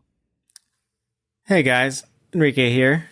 And what are my thoughts on Echo? Well, I'm actually really curious to hear your thoughts because I was not able to join you for the episode. So, I'm excited to hear this and see how you thought of it. But we didn't get to chat about it, so let me share some thoughts. We have another MCU property around, so I got to chime in a little bit. And Echo. So I'm very conflicted about this, to be honest. And I think there's a lot here that's really great. And there's a lot here that's kind of frustrating, possibly because I think this could have been better. And I think this could have been something pretty spectacular and special. And I think there are moments of that here. But overall, Marvel I'm curious to like get more of the backstory behind everything, because I know there's a lot of manipulation that happened, and I would call it studio interference, because I don't know for a fact that it's not that, but that's kind of what it seemed like to me from the changes that have happened. And I don't know what the original product was, but you could definitely tell that things were changed and edited to make it fit into this package, which is a Marvel spotlight, which I guess I know what that's supposed to mean, but then how is this separate from the MCU? So we got to talk about that. This show, this miniseries, whatever you want to call it, is only 5 episodes. I heard there's supposed to be 6 episodes, which I always had going into my mind. So when I reach the start of episode 5, I'm like, oh wait, this is the finale. Like everything's got to be concluded, which is not a new typical thing for Marvel shows to happen. But let's say I don't think 5 episodes is quite enough to do everything they needed to do, and there's a little bit more that we probably needed to get everyone to shine. So at least the people that were allowed to shine, I thought did very well. I think the strongest part of this whole show is probably its cast. And from Aleko Cox, who continues to do, really well as Maya. I think you could really get a sense of kind of who she is and understand her more. She was actually pretty decently fleshed out in Hawkeye, but I think that's kind of one of the biggest problems, at least in the beginning of the show, because episode 1 was just, they had some really exciting moments, but it was just kind of a mess of like, what is this hour, or much shorter than an hour actually, of television, because you're literally using parts from Hawkeye into this show. And the whole point of the spotlight thing is supposed to be separate from the MCU. So it really it's just a lot of perplexing things that were done. Are you supposed to go right into this after Hawkeye? Can you watch this separately? They try to do that. I don't know that you can. And I kind of wish that they had fully committed to that. Like, find another way to fill us in or give us the rest of Maya Lopez's backstory, and kind of make it separate a little bit from Hawkeye if possible, if we're really going to stick to this spotlight thing. But I think another strong point of the show is the cultural element behind it. I think I'm not an expert in the Choctaw Nation, but it seemed like the representation was really genuine. I know that they collaborated on the show. So it's really just kind of exciting. I think we talked about this before, where we see the same things, and if they're done well, can be exciting. But to make things more interesting is just bring in new concepts, bring in new cultures, bring in new ideas. And at least by doing that injects something fresh, which this show did have. So I really appreciated that. And I hope that we get more of these different stories, because, unless you're really got a great story, it's going to be hard to really overcome the fatigue that people are experiencing with the superhero genre right now, to be frank. So overall, I think the cast was great. The supporting cast, like Maya's family, was probably one of the best parts, and I wish we had more of that, because I really enjoyed them in the show. I really enjoyed how they interacted with Maya. I personally really like Vincent D'Onofrio as the Kingpin. I really enjoyed him in Daredevil. I think it's one of the best TV shows that Marvel has put out, and he's just so menacing. And I felt like this was a better translation of the Kingpin than it was in a Hawkeye. This seemed a little bit more true, both in terms of how he looked with the white suit and everything, but this seemed to be a lot more closely related to the Daredevil Netflix series, which is now part of the MCU canon, which I guess it was, but it was like kind of distant. It wasn't clear. So I guess we got some answers to that. But I think overall, there were some really great things. The ending of the show was a little perplexing to me. So getting into even more spoilers of it, I personally didn't love the idea of making Maya or Echo's powers be from her generation. So I kind of wish that it had been more in a way that how it was handled in Black Panther, where he still has a deep spiritual connection with his ancestors, and that they live through him, and he has ways to access them, but that his superpowers aren't directly fueled by that. Because the ending, frankly, was just kind of strange to see her use these powers that she'd never really had developed, and then give it to other people, use it for fighting. And it kind of felt anticlimactic. It made sense in the story that they were weaving, but I kind of wish that she had kept her incredible fighting powers and how she's adapted to having an amputation and to being deaf, and how she has used those and then used her skills to really become a deadly force, which we saw. I think the violence in here is obviously graphic. I think it's done pretty well. It's definitely in line with those Netflix shows, and I'm okay with that. I think if you're gonna do a more grounded level character, it's okay to show that side, and it's okay to be a little bit darker. But then obviously those shows had some superpower elements too, but I think we probably could have done away with it. That's just my personal opinion. Excited to hear what you guys think about it. But overall, I think this is a pretty good show, and I think it's awesome for the representation that it does. I really like the cast, but I really wish that this had been not even compressed together, just created into a better package that I think this could have been and the show deserves. So in the end, this probably falls in a totally fine with some great elements and some other elements that kind of just even it out. So I think it's still worth a watch, whether or not you're invested into the MCU. And that's about it. There you have it. Mr. Enrique Jaime has chimed in on Echo, and from the sounds of it, I think we're all pretty close to being on the same page. It raised some points I think that you raised, and I think kind of we talked about a little bit the stuff about certainly the powers. Feels like you guys are similar. You know, it just it sounds like we're all in the same.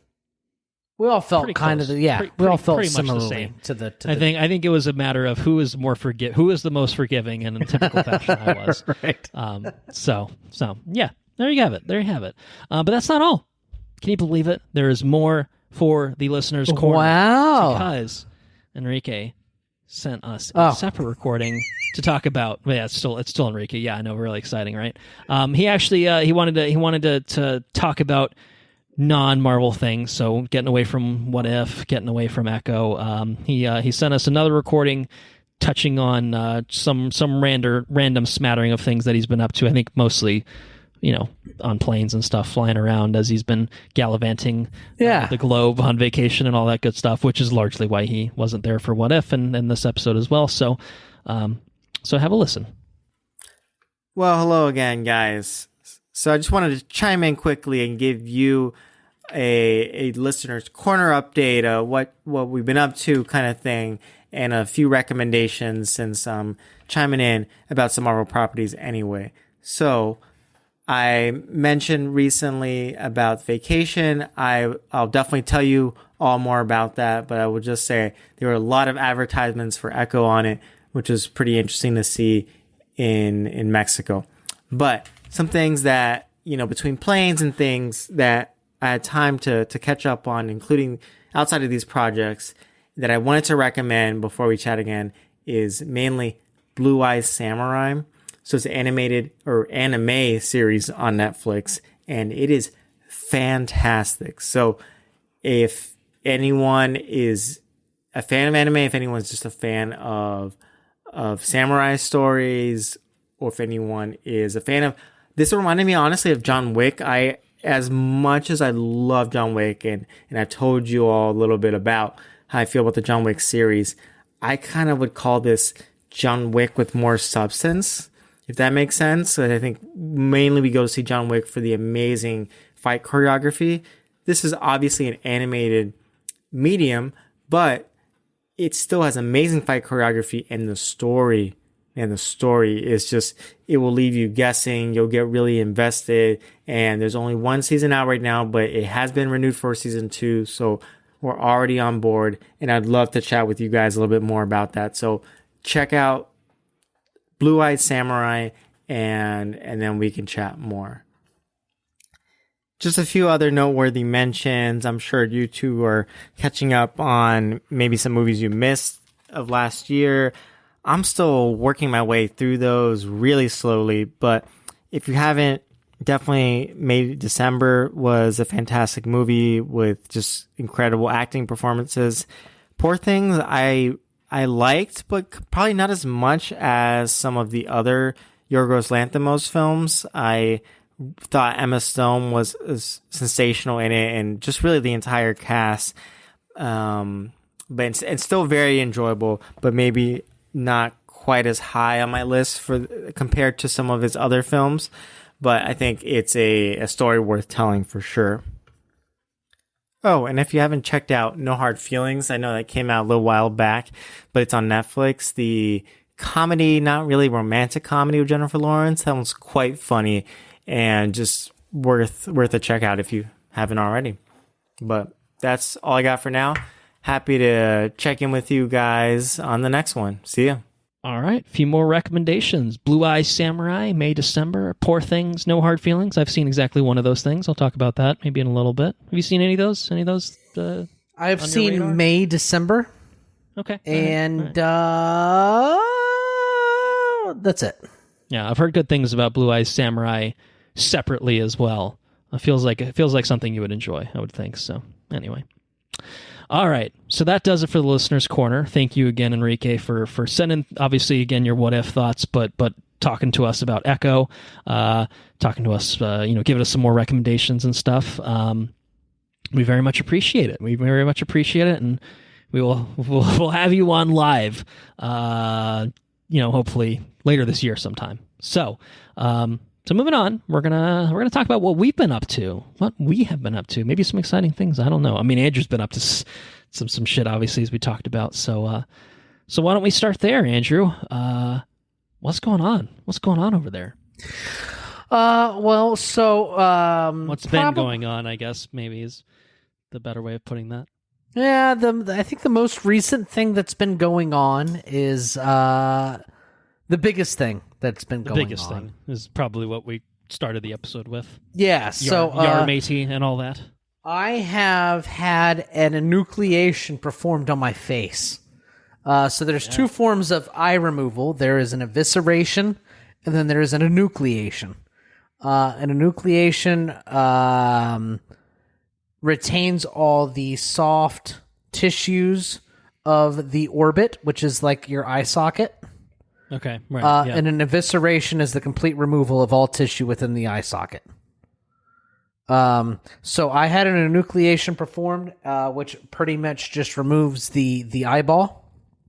Then they sew in an implant, which is kind of like just like a orb or what have you. It's almost like an eyeball maybe, but it's like a small ball that they sew on there. Little fake eyeball before you can get an actual proper fake eyeball, I guess. Well, no, because the implant will remain in there. So the implant's always in there, and I see.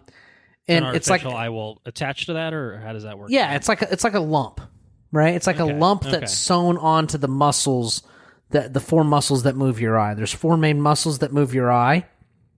So they chop those off of the eyeball, remove the eyeball, and then they sew in this implant, which is like a ball that will move with the muscles of your eye. Right, and so when I stick a prosthetic eye on there, it's almost like a contact lens. If you look up a glass eye or, an artificial eye or whatever, it looks almost. It's not quite like a half dome, but it's kind of like a half dome. It's almost like a contact lens. You pop it on, and it moves around with that. It'll move around. It's got limited mobility with the implant that's sewn in there. Right, so currently. There's an implant sewn in on my eye, and there's what they call a conformer, which takes the place of the artificial eye. Because that's what's basically holding the space more or less. Then exactly, the conformer holds the volume of the space until the soft tissues have healed around the implant, and then they can pop the conformer out and start making a mold of that empty volume, that empty space within the eye socket, and that it's like specifically configured to fit perfectly in that space. Exactly, bingo. I see. Yep. Full healing takes about 6 to 8 weeks. So until then, I have a clear piece. The conformer is like a clear piece of plastic. It actually popped out at one point during recording tonight, which is the first time that it's popped out in the past 3 days. I'm a little worried about it, but I put some put some gunk on it. I put some gunk on it, which to keep it from getting fucking infected and stuff. Yeah. So hopefully there's no issue. But conformer is just a clear piece of plastic to keep my eyelids from sinking in and making it look like, all sunken in and stuff.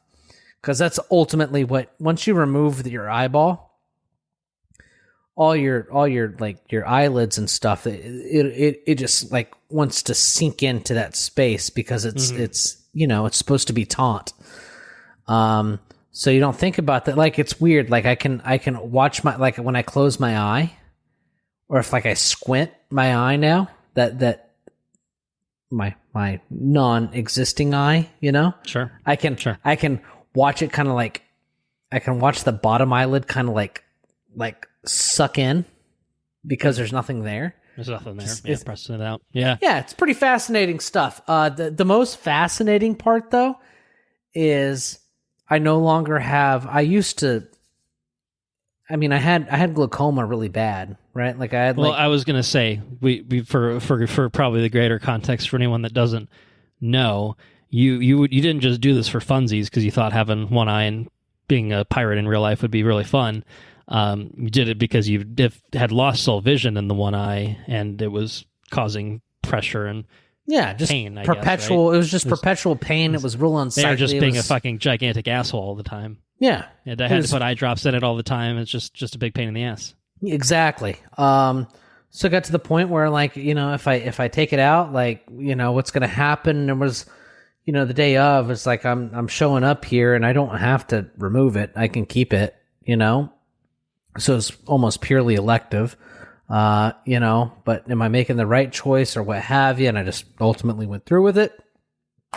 They took it out, and I'm 3 days in, and while it still is sore to a certain extent, I fully think that I made 110. I think I made there's a handful of decisions that you make in your life. So decisions that I've made in my life are to get married to Sarah, to have a baby, and the next probably best decision up against those two is probably to remove this piece of shit eye that's been in my face. Oh, okay. Yeah, sure.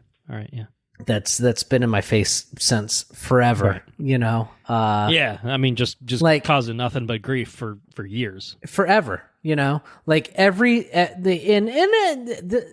going to get kind of personal, because I feel like, sure. People don't talk about this stuff a whole lot. I'll talk about it. Fuck it. It's out now.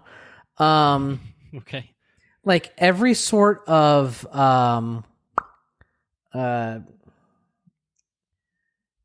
I would say that 80% of any sort of,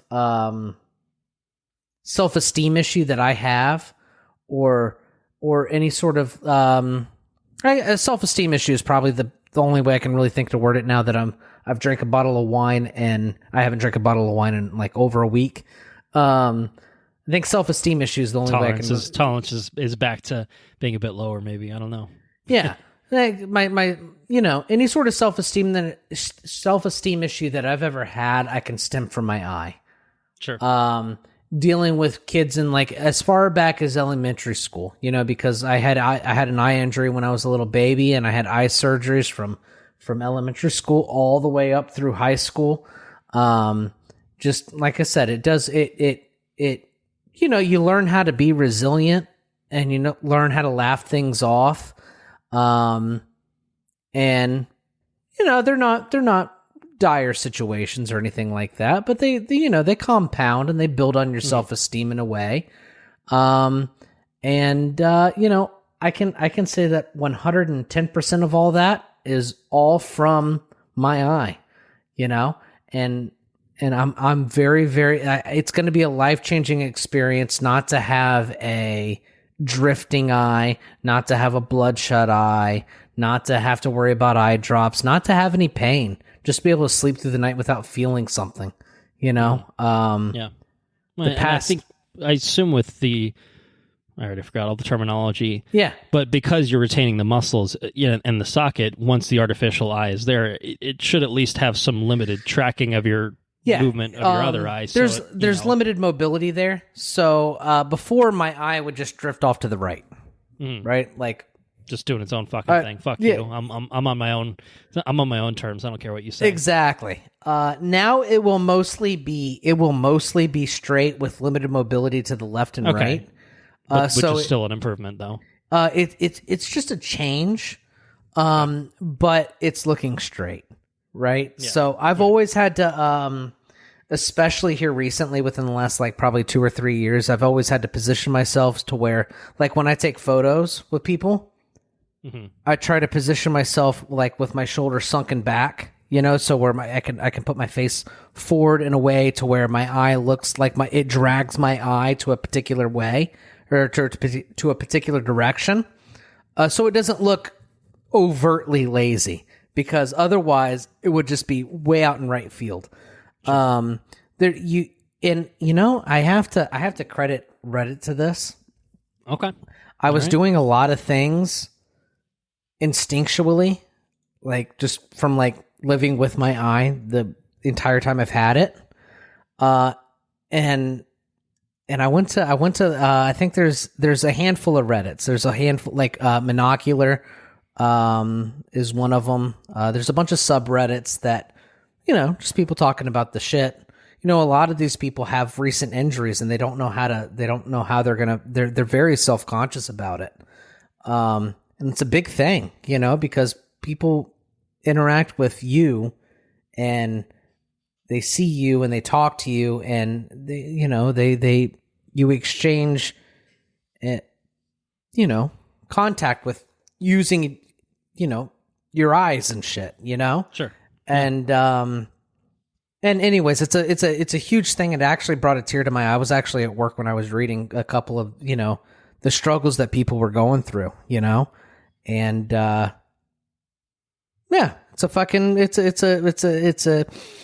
it's a disability that, that I wasn't born with it, but I developed it because of an injury, and learning to live with it is a strength, and being able to remove it and feel good about it. And I feel very, very confident that everything that follows from here on out is going to be a lot easier and very good. I'm very excited about it. So I'm in a really, really, really good place. Even though right now it looks pretty, I opened up my eye, I went to the bathroom in the middle of this podcast. I went to the bathroom. I looked in the mirror. I opened up my eyes. And it looked like looks like I got a demon eye, because it's straight, just it's fucking pure red.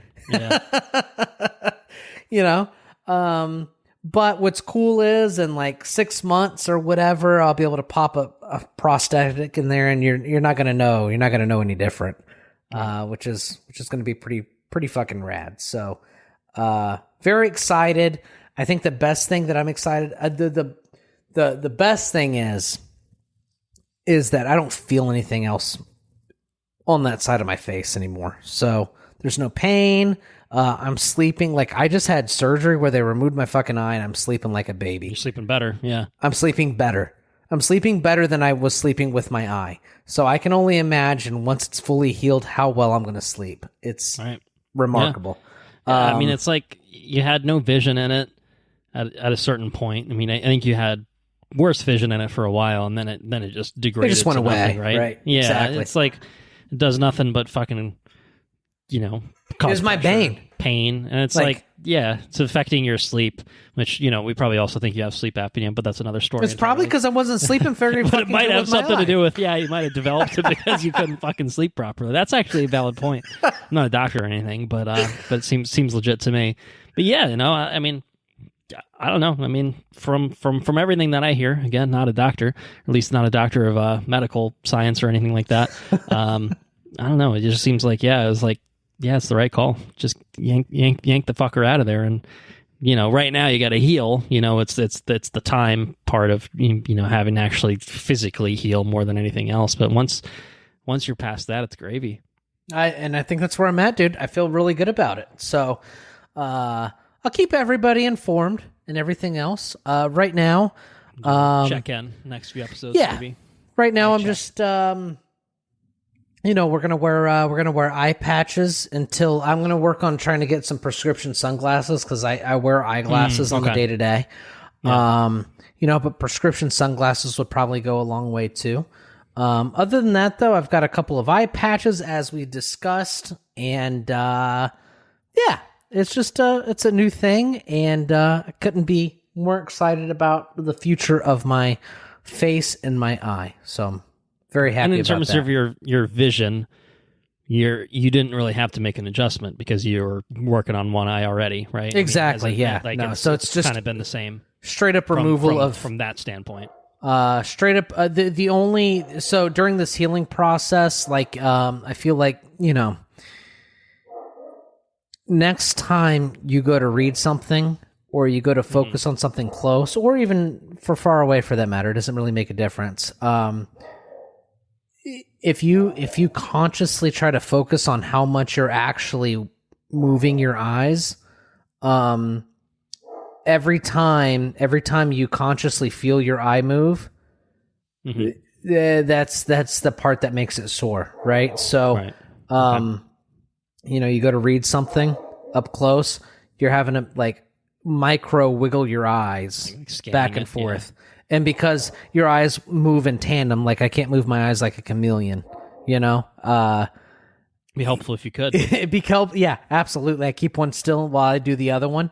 But I can't. So, the one thing that you have to get used to during the healing process, because you have that implant that's sewn to your eye muscles, is you got to get used to that wiggle, right? It's got to heal and everything else. So, alternatively, you could be like Michael Keaton in the Batman suit and just always turn every time you need to. Well, that's what just physically turn your shoulders. Really and truly, that's what I had to do the first 2 days. I had to just move neck and eye and just keep eye fixed. If that's why Straight I stayed ahead in bed at all times and just pivot yourself as necessary. Stayed in bed and watched an English-speaking show like Ted Lasso. I finished Ted Lasso Nothing season with 2 and subtitles. 3.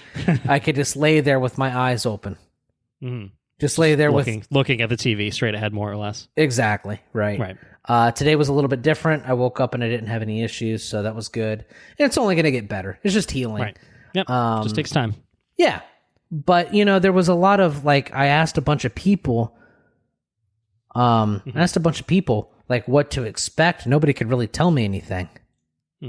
And not that that any of our listeners is going to have their eye removed, but if you do go to having a enucleation, you're going to feel some pains when you try to read shit because you're going to be wiggling your eye and there's a sewn implant in your eye. Nobody could really tell me that, which I don't know why the doctor couldn't tell me that, but he didn't fucking tell me that. So I guess it makes sense. That seems like it would be at a minimum uncomfortable.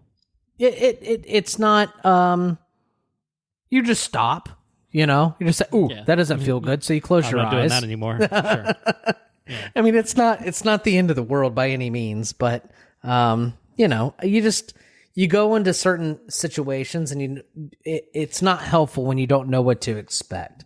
Yeah. And nobody could really give me a straight answer on what to expect, which is largely what made me nervous. You know what I mean? But the doctor had confidence that I was making the right decisions. And so I just kind of like wrote on that confidence, which was nice. It kind of talked to me like I was an idiot a little bit, like, well, if it hurts, just take it out.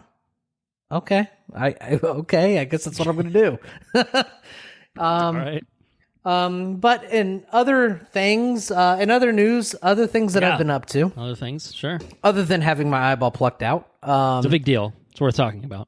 Yeah, it's a good deal though. You know, I feel very, very, very, very good about it. Anytime you tell somebody that you're getting your eye removed, they're like, ooh. They're like, oh shit. Oh, exactly. It's not oh shit. Like it's really a natural decision based on the circumstances. I think. Yes, and it was a fucking fantastic decision. You know, so it was highly recommend everyone get their eyes out. Yeah, I mean, it's almost the analogy I brought to the doctor was: is it like if I had a toothache? Is it like that? And he's like, yeah, it's exactly what it's like. So imagine you have a bad tooth. You pull that fucking tooth out, it's not a problem anymore. Get it out. Yep. Same goes with your eye. I started a movie that I have to finish tonight called El Conde. Ah, yeah, Netflix, right? It's is it Chilean? It's like the Chilean dictator or something like that. He's a vampire. So it's a it's a horror comedy. Yes, yeah. I've heard about it. I haven't seen it yet, but satire very, based very on interesting. Chilean dictator, I guess, that is portrayed in this movie as a fucking vampire, which I think is it's incredible. It's not a spoiler, right? Like, I think that's probably established pretty early on. I would guess. Well, I didn't know it was a factual character. I had to look at. I just looked up the movie and I looked it up. It's okay. I was trying to remember. It's Pinochet is the dictator. Yeah, I had no idea that was a real person. It's a real dictator fictional story. I think maybe. So as far as we know, I mean, who's to say? It could be a documentary. Black and white, right? Yeah, black and white. It's strikingly shot. Like, it's shot really well. Speaking of Oscar nominations, I do believe it was nominated for best cinematography. So maybe that's warranted. How about that? Yeah, it's a very striking movie. I didn't really get the comedy bits until I looked it up and found out that it's a satire based on a real guy.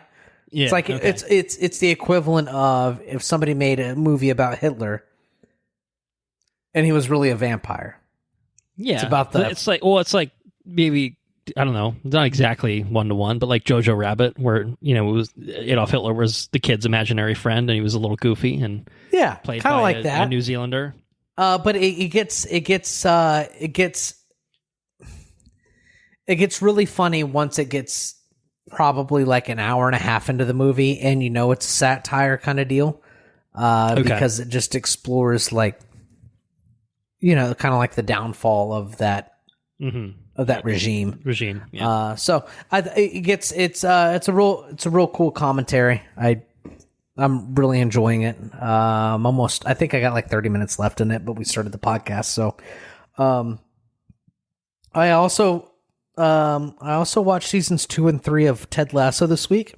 That's it, right? I mean, it's for now. I mean, I think now, season 3 was intended as a possible wrap up, if I'm not mistaken. It's supposed to be a possible wrap up. Definitely felt like a possible wrap up. Like, I think they were planning on it as the last one, and they could always change their minds down the road. But I think it was intended to be the final season. Ted Lasso is an incredible television show. All right.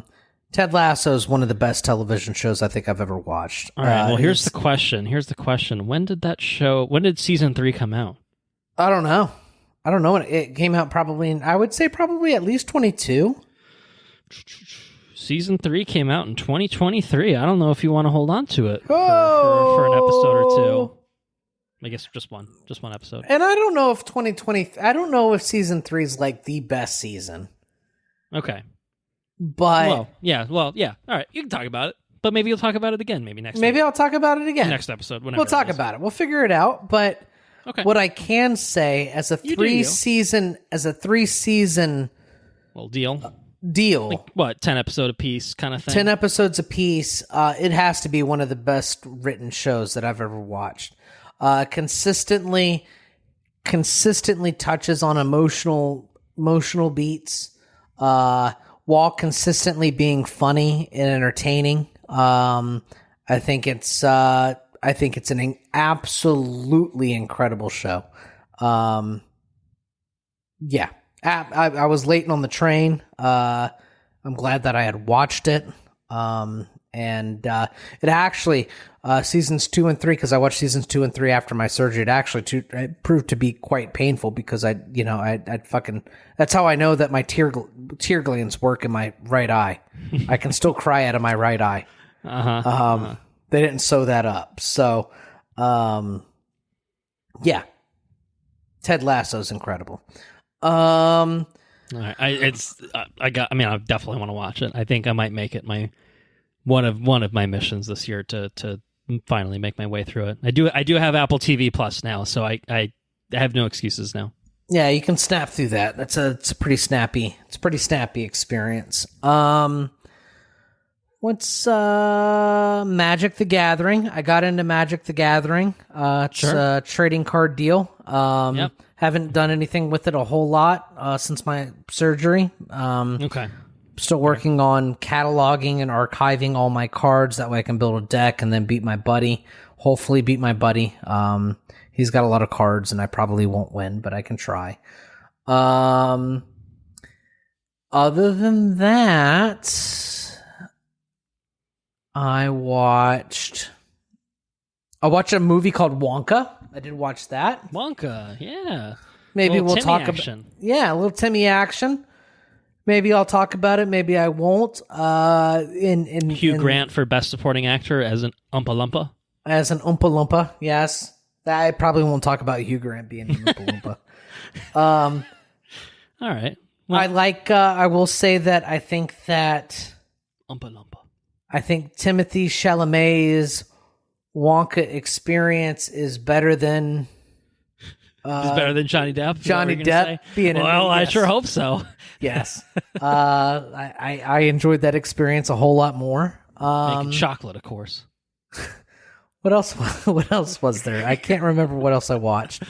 Tried to watch American Fiction. It's still not streaming, unfortunately. So I'm going to end up having to watch. I'm going to have to watch the rest of these movies streaming because I'm not going to drive to the movie theater. I drove to the ophthalmologist today to pick up my eyeglasses, and that was I think a theater trip in the near future might be a little too taxing. That's probably not right. That's probably not a good idea. I don't need to do that. So, anything you just else need to heal I up watch? in time for the beginning of March for Dune Part 2. Dune Part 2. You're good by then. Everything's golden. I will be ready by Dune Part 2. I actually need to figure out my viewing of Dune 1 part. Aren't they doing like they might be doing like bringing it back in theaters kind of thing. Is that? Yeah. They might be. I don't know. I'll probably watch it at home, but they might be. That'd be, man, Dune. That would be cool. It's also supposed to set records for like run times and stuff. So speaking of things with incredibly long run times, I think Dune 2 is supposed to set some sort of record or something. I don't know. I thought the runtime was out there. I mean, it's like long, but not Killers of the Flower Moon or anything like that. It's not as long as Killers of the Flower Moon? I think it's under 3, is I believe. No, that's not bad. What's there were headlines about it being so fucking long. Per the Irish Film Classification Office, which is to say they would have submitted it for like ratings, 165 minutes, so 2 hours and 45 minutes. That's nothing. It's under 3. That's an Oppenheimer type runtime. No big deal. That's totally fine, and probably not significantly longer than Part 1. The first one, Part 1's got to be about that long. That one's probably like close to 2.5, maybe a hair under. No, hair 155 to 165. That's you're getting 10 extra minutes in Part 2 versus Part 1. So not a significant difference. I don't know if we've talked about this though, but the logo treatment of the Dune logo, where it's like just a bunch of like semicircles almost. Dunk. Looks a little bit like Dunk, but then it's got the flares to get the E. D. Oh, right. Yeah, it's flipping the things around. Mm-hmm. Yes. Incredible logo treatment. Fucking Dune. I'm getting in the weeds. Save it. We're gonna talk about Dune. We had a trailer and stuff. We're gonna talk about maybe. Oh my the gosh. next couple episodes. Next episode. We're gonna really generate some hype for all the stuff in 2024. But Dune Part 2. We're gonna get really hyped for, I'm sure. So. All right. Anything else for you that you've been up to? I don't think so. Have you watched anything in bed? Like, has it really just been straight up Ted Lasso just past 2 nonstop. days has been Ted Lasso. Today was El Calm Day, or whatever it is. I did try to watch Asteroid City today, but I ended up falling asleep and taking a well-deserved nap. And I did not finish it. Pat on the back. All right. Well, there's always time. But I think that's about it. Really, I can't immediately think of anything. So all right. Very good. Very good. So what I'm going to do is I'm going to put everything on the record that I've been up to, whether I've started it, finished it, whatever. And that's just because our next 2 episodes, we're not really going to have a proper catching up section necessarily. So I just figure I might as well just throw everything out here while we can, because the next time we record a proper regular episode will be several weeks, I imagine, at a minimum. So Enrique mentioned it, May, December. I guess you said you'd watched it as well. I'll say that's on Netflix, streaming on Netflix. So anyone that wants to watch it, agree with Enrique. The acting is great in it. It was good. I thought it was interesting. I thought it was very good. I don't know that it's necessarily going to be cracking my best of list or anything like that, so I don't feel too bad talking about it here.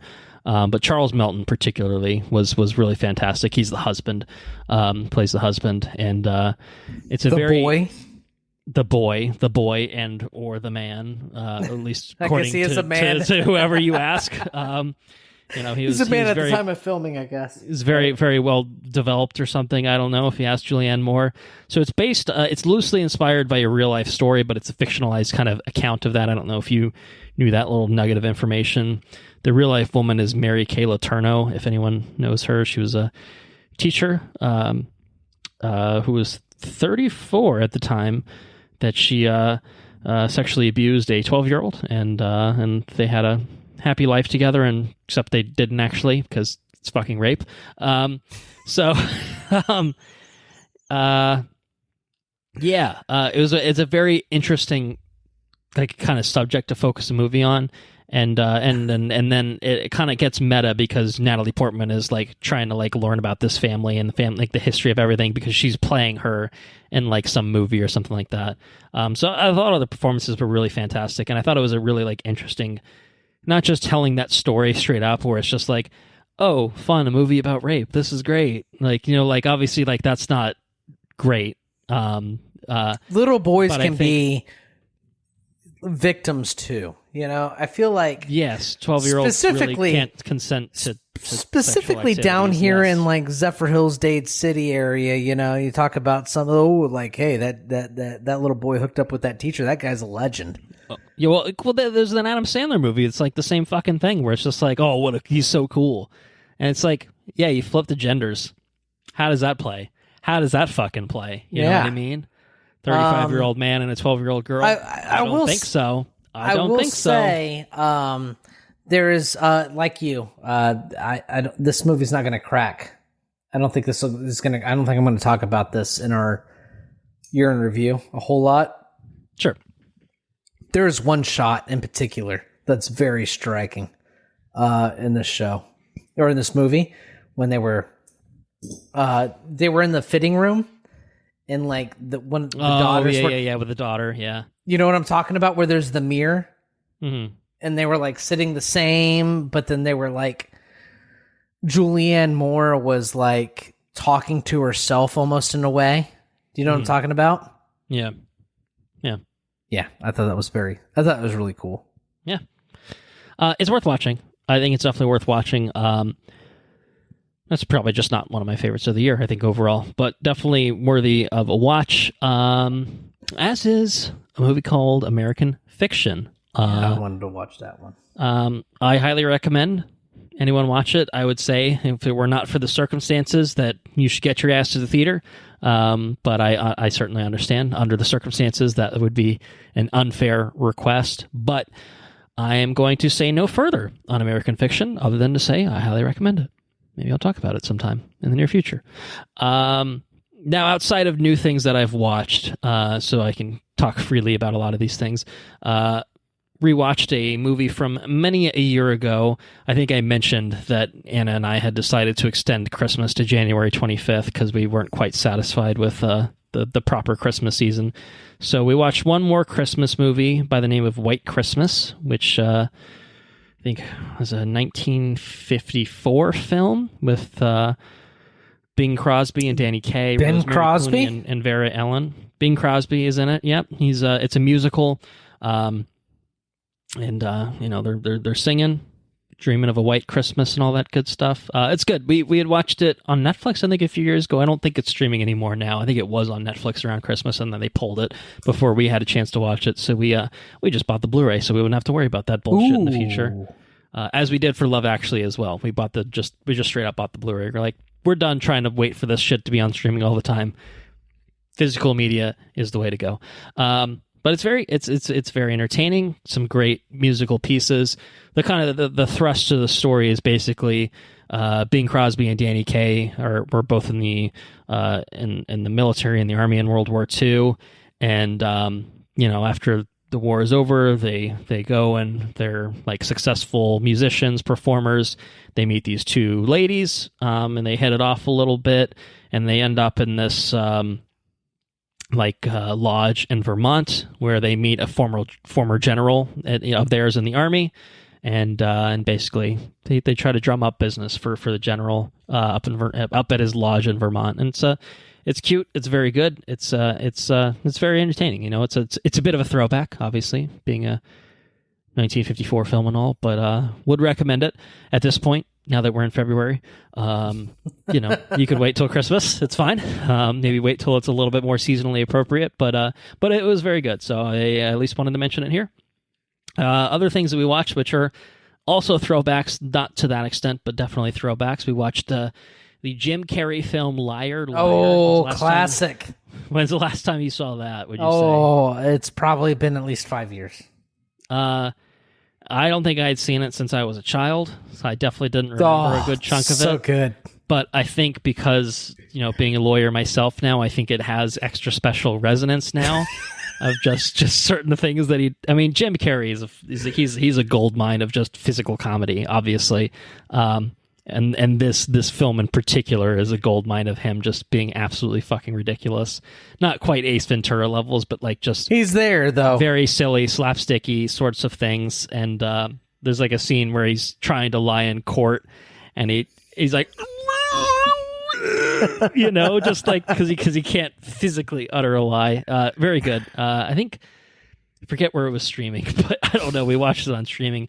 It was a night where Anna and I could not agree on anything to watch. She's like, I want to watch this. I want to watch this. And it's like, well, I don't fucking want to watch that. And so she's like, I'm putting this on. You can either watch it with me or you can go fucking do something else. And it's like, fucking right. Jim Carrey. I'll watch it. And then she put it on. I was like, all right, this is pretty funny. I think she gave me a few options actually, and I picked that because I was like, all right, Jim Carrey being a lawyer. That sounds.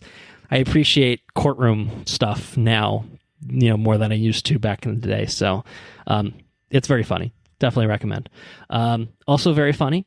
Would recommend. Film called Spaceballs, starring Bill Pullman. To pull back on that thread, fucking Spaceballs. The fuck are you guys watching over there? Just some random shit, man. This is before we've recalibrated. The May, December, and American Fictions are the more recent watches. We're all in. We're all in. This is going back. This is out of order. So Spaceballs is an all-timer for me. I have fond childhood memories of watching Spaceballs. There's a ton of nostalgia attached to it. I think it's a very incredible, funny spoof of it. It's funny because it's the first time I've watched in a while, and there's a lot of the planet Druidia, and the whole thing is basically one of the big threats that they give to the princess is to revert her nose job. And she's like, funny, she doesn't look very Druish. And it's like, I didn't understand any of this when I was a kid. I thought some things were funny, obviously. And then there were things, because there's the bit where Dark Helmet is playing with his dolls. And then the guy walks in and he's like, knock before, it's Rick Moranis, also a comedic genius. Fantastic. Lord Helmet, major asshole. Keep firing, assholes. Spaceballs was incredible. It's just the humor that gets lost today. These are the stunt doubles. Spaceballs is awesome, and it's kind of a banger of a theme too. I don't know, man. I agree. Mel Brooks is like a particular brand of like comedy, Blazing Saddles and all his other stuff that he's done.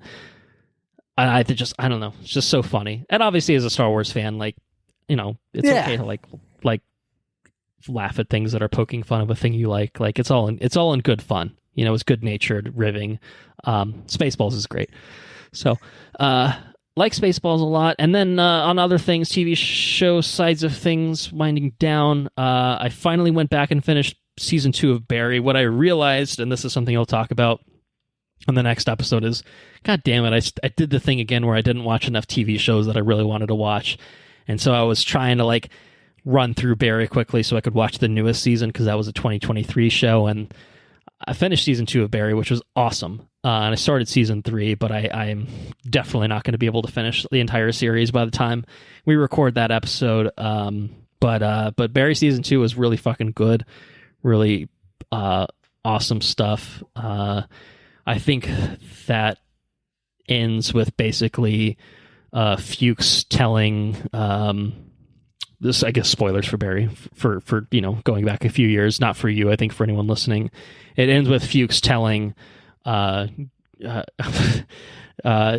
Winkler's character, basically he's telling him that Barry's the one that killed Barry Detective killed Moss. Yeah.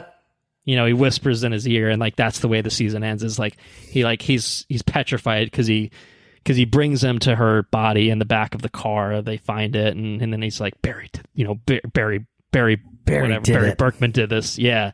And so that's the way it ends, is just shit. And then season 3 starts with Barry's in a super dark place. He's just doing hitman jobs on the internet and stuff like that.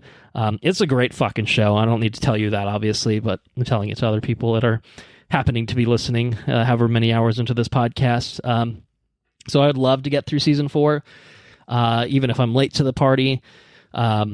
It's a good enough show that I don't need to watch it just for the sake of the exercise of saying it's one of the best shows of 2023. It very well could be. It very well may not be. I don't know that. 2023 was really Barry? The season 4 of Barry, yeah.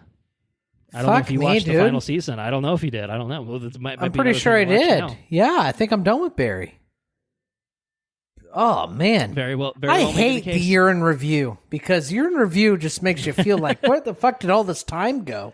I spent some time prepping and mapping out, all right, I watched 35 new movies this year, 2023 releases, and then I watched 10 shows. I'm like, God damn it. There's my 5 shows in my honorable mentions right there. Sort of, not really. Some of those are not good shows. So there's that. But yeah, Barry's good. I just wish I had more time, because I imagine season 4 would probably live up to the rest of the show. Another show that I started for 2 reasons, twofold. Number 1, because it's very funny. I hadn't watched it in a long time. And number 2, because they did a revival of it in 2023, and I thought maybe I'd get around to that before long, is Party Down. Starz TV show Party Down with Adam Scott and Lizzie Kaplan and a few others. Yeah, it's very your funny. Favorite, right? Very, very funny show. So Anna's never seen it, so we're watching it. I'm watching it with her, and she's definitely getting a kick out of it. And that first season holds up. I've heard very good things, because they did a 6-episode revival series, because it got canceled after its second season. So this is a revival more than a decade after the original, and it sounds like, unlike something like Arrested Development, which got revived, and people were like, maybe it should have stayed dead. This one sounds like they paid it off pretty well in terms of bringing it back, like it was worthwhile to do so. So we're going to get around to it, but again, probably won't happen before our year in review episode, because just you got to cut it off at a certain point. We're already in February. By the time we record that, we don't want to push it into March, April. Then you're getting ridiculous with it. You know what I mean? So that's kind of where we're at. After Midnight is an ongoing TV show, which is a comedy game show sort of thing. I talked about Game Show Network a lot last episode. Still recommend The Floor, by the way. But After Midnight, it's 3 comedians do it as a sort of pseudo game show. They're bouncing off of internet memes and stuff like that. It's hosted by Taylor Tomlinson, who I think is very funny. Like her a lot as a comedian, and it airs after midnight, I think 12:30 on CBS. Jesus. after Colbert's show. I don't watch it live. and it's on like 4 times a week. I'm already 10 episodes behind. I won't watch it all the time, but I watched the first 2 episodes they did, and I enjoyed it. It's a remix, like a redo of an old show that was on Comedy Central that was hosted by Chris Hardwick, which I liked a lot back in the day, and then kind of just they stopped doing it for a long time. It's funny. It's really funny. It's a good way. My favorite thing about it, I think, like obviously it's funny and it's entertaining to watch, is if you like stand-up comedy, which I know you do. Yeah. It's a really great introduction to comedians that you've probably never heard of. Okay. Which is what I liked about it back in the day, was getting a lot of familiarity with comedians that I, would have never in a million years known anything about.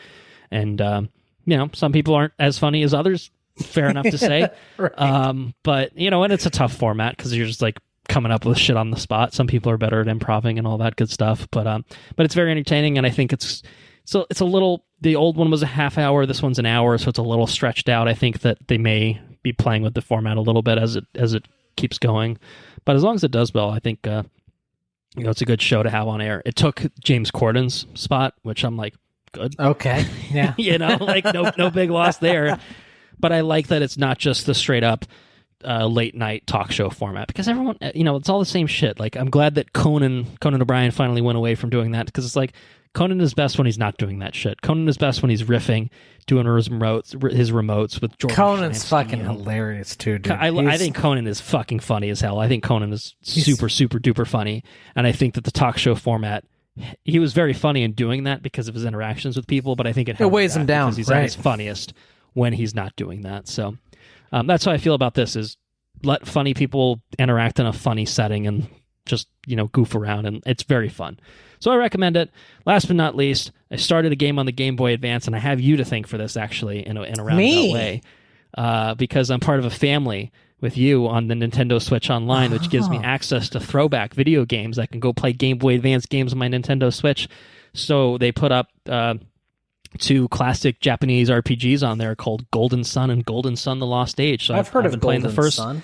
I've been playing the first Golden Sun. I've never played it in my life. I might actually have a Game Boy Advance cart lurking around here somewhere, and I do have a Game Boy Micro that I could have been playing it on.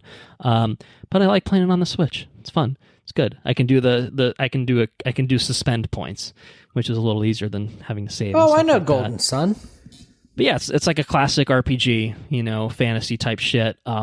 From back in the day. Pretty good. When the first game came out. It's good so far. I mean, as someone that Chrono Trigger and the old school Final Fantasies are my shit. This is very much hitting those types of, that type of story and gameplay and all of it, and the visual, design of it all. It's all very much in that same vein. box. Yeah. Yeah. So it's good. I'm like 3 or 4 hours into it, I think, but enjoying it so far. Been playing Spider-Man 2 as well, trying to get back into that a little bit, because I kind of fell off as vacation happened around Christmas. I didn't have time with my PS5, so we're getting reacquainted. We're not fully back in sync or anything like that, but yeah. Anyway, that's everything. That's everything I've been up to. I said I was going to dump everything here. It's dumped. Back around. He dumped it. We'll see what else I've been up to. The next real dump will be the year in review, when I'm like, I've seen these 10 movies in the past week, and they're all in my top 10 now. Maybe not. Some of them probably might be. Some might be. Some biased, right? Yeah, we'll always put that disclaimer. But anyway, that is it for me. I know it's been a long one, yet another long one. We've done it again. Yep, we've done another long one. Welcome to Watch Review Repeat yet again. But this is good.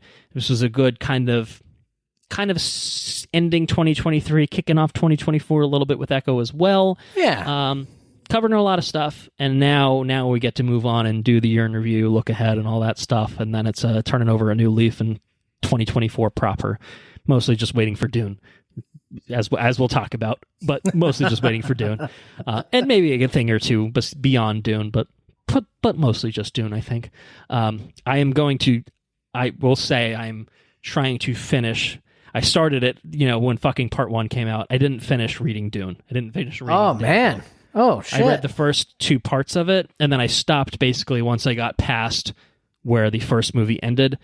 So I want to go back and try to. I have like a month to read the last little bit of the book. It's probably not the easiest read. I listened to it. I spark noted the chapter summaries of everything leading up to that because I'm just like, all right. I mean, I remember the movie obviously, but I'm like, all right, what are the things that have happened in the book that obviously were changed or moved around? And so there's a lot of like the Fade Routha stuff and that we haven't seen in the movie at all because they moved his character to the second one. So I would like to do that. Putting it on the record, that might be something that encourages me to actually follow up on it and read it before the movie comes out. But we got tickets for Dune Part 2. So anyway, stop talking about Dune. I did it too. I got sucked in. We're going to talk about Dune Part 2 very soon on in a couple episodes. We'll get into it. All right.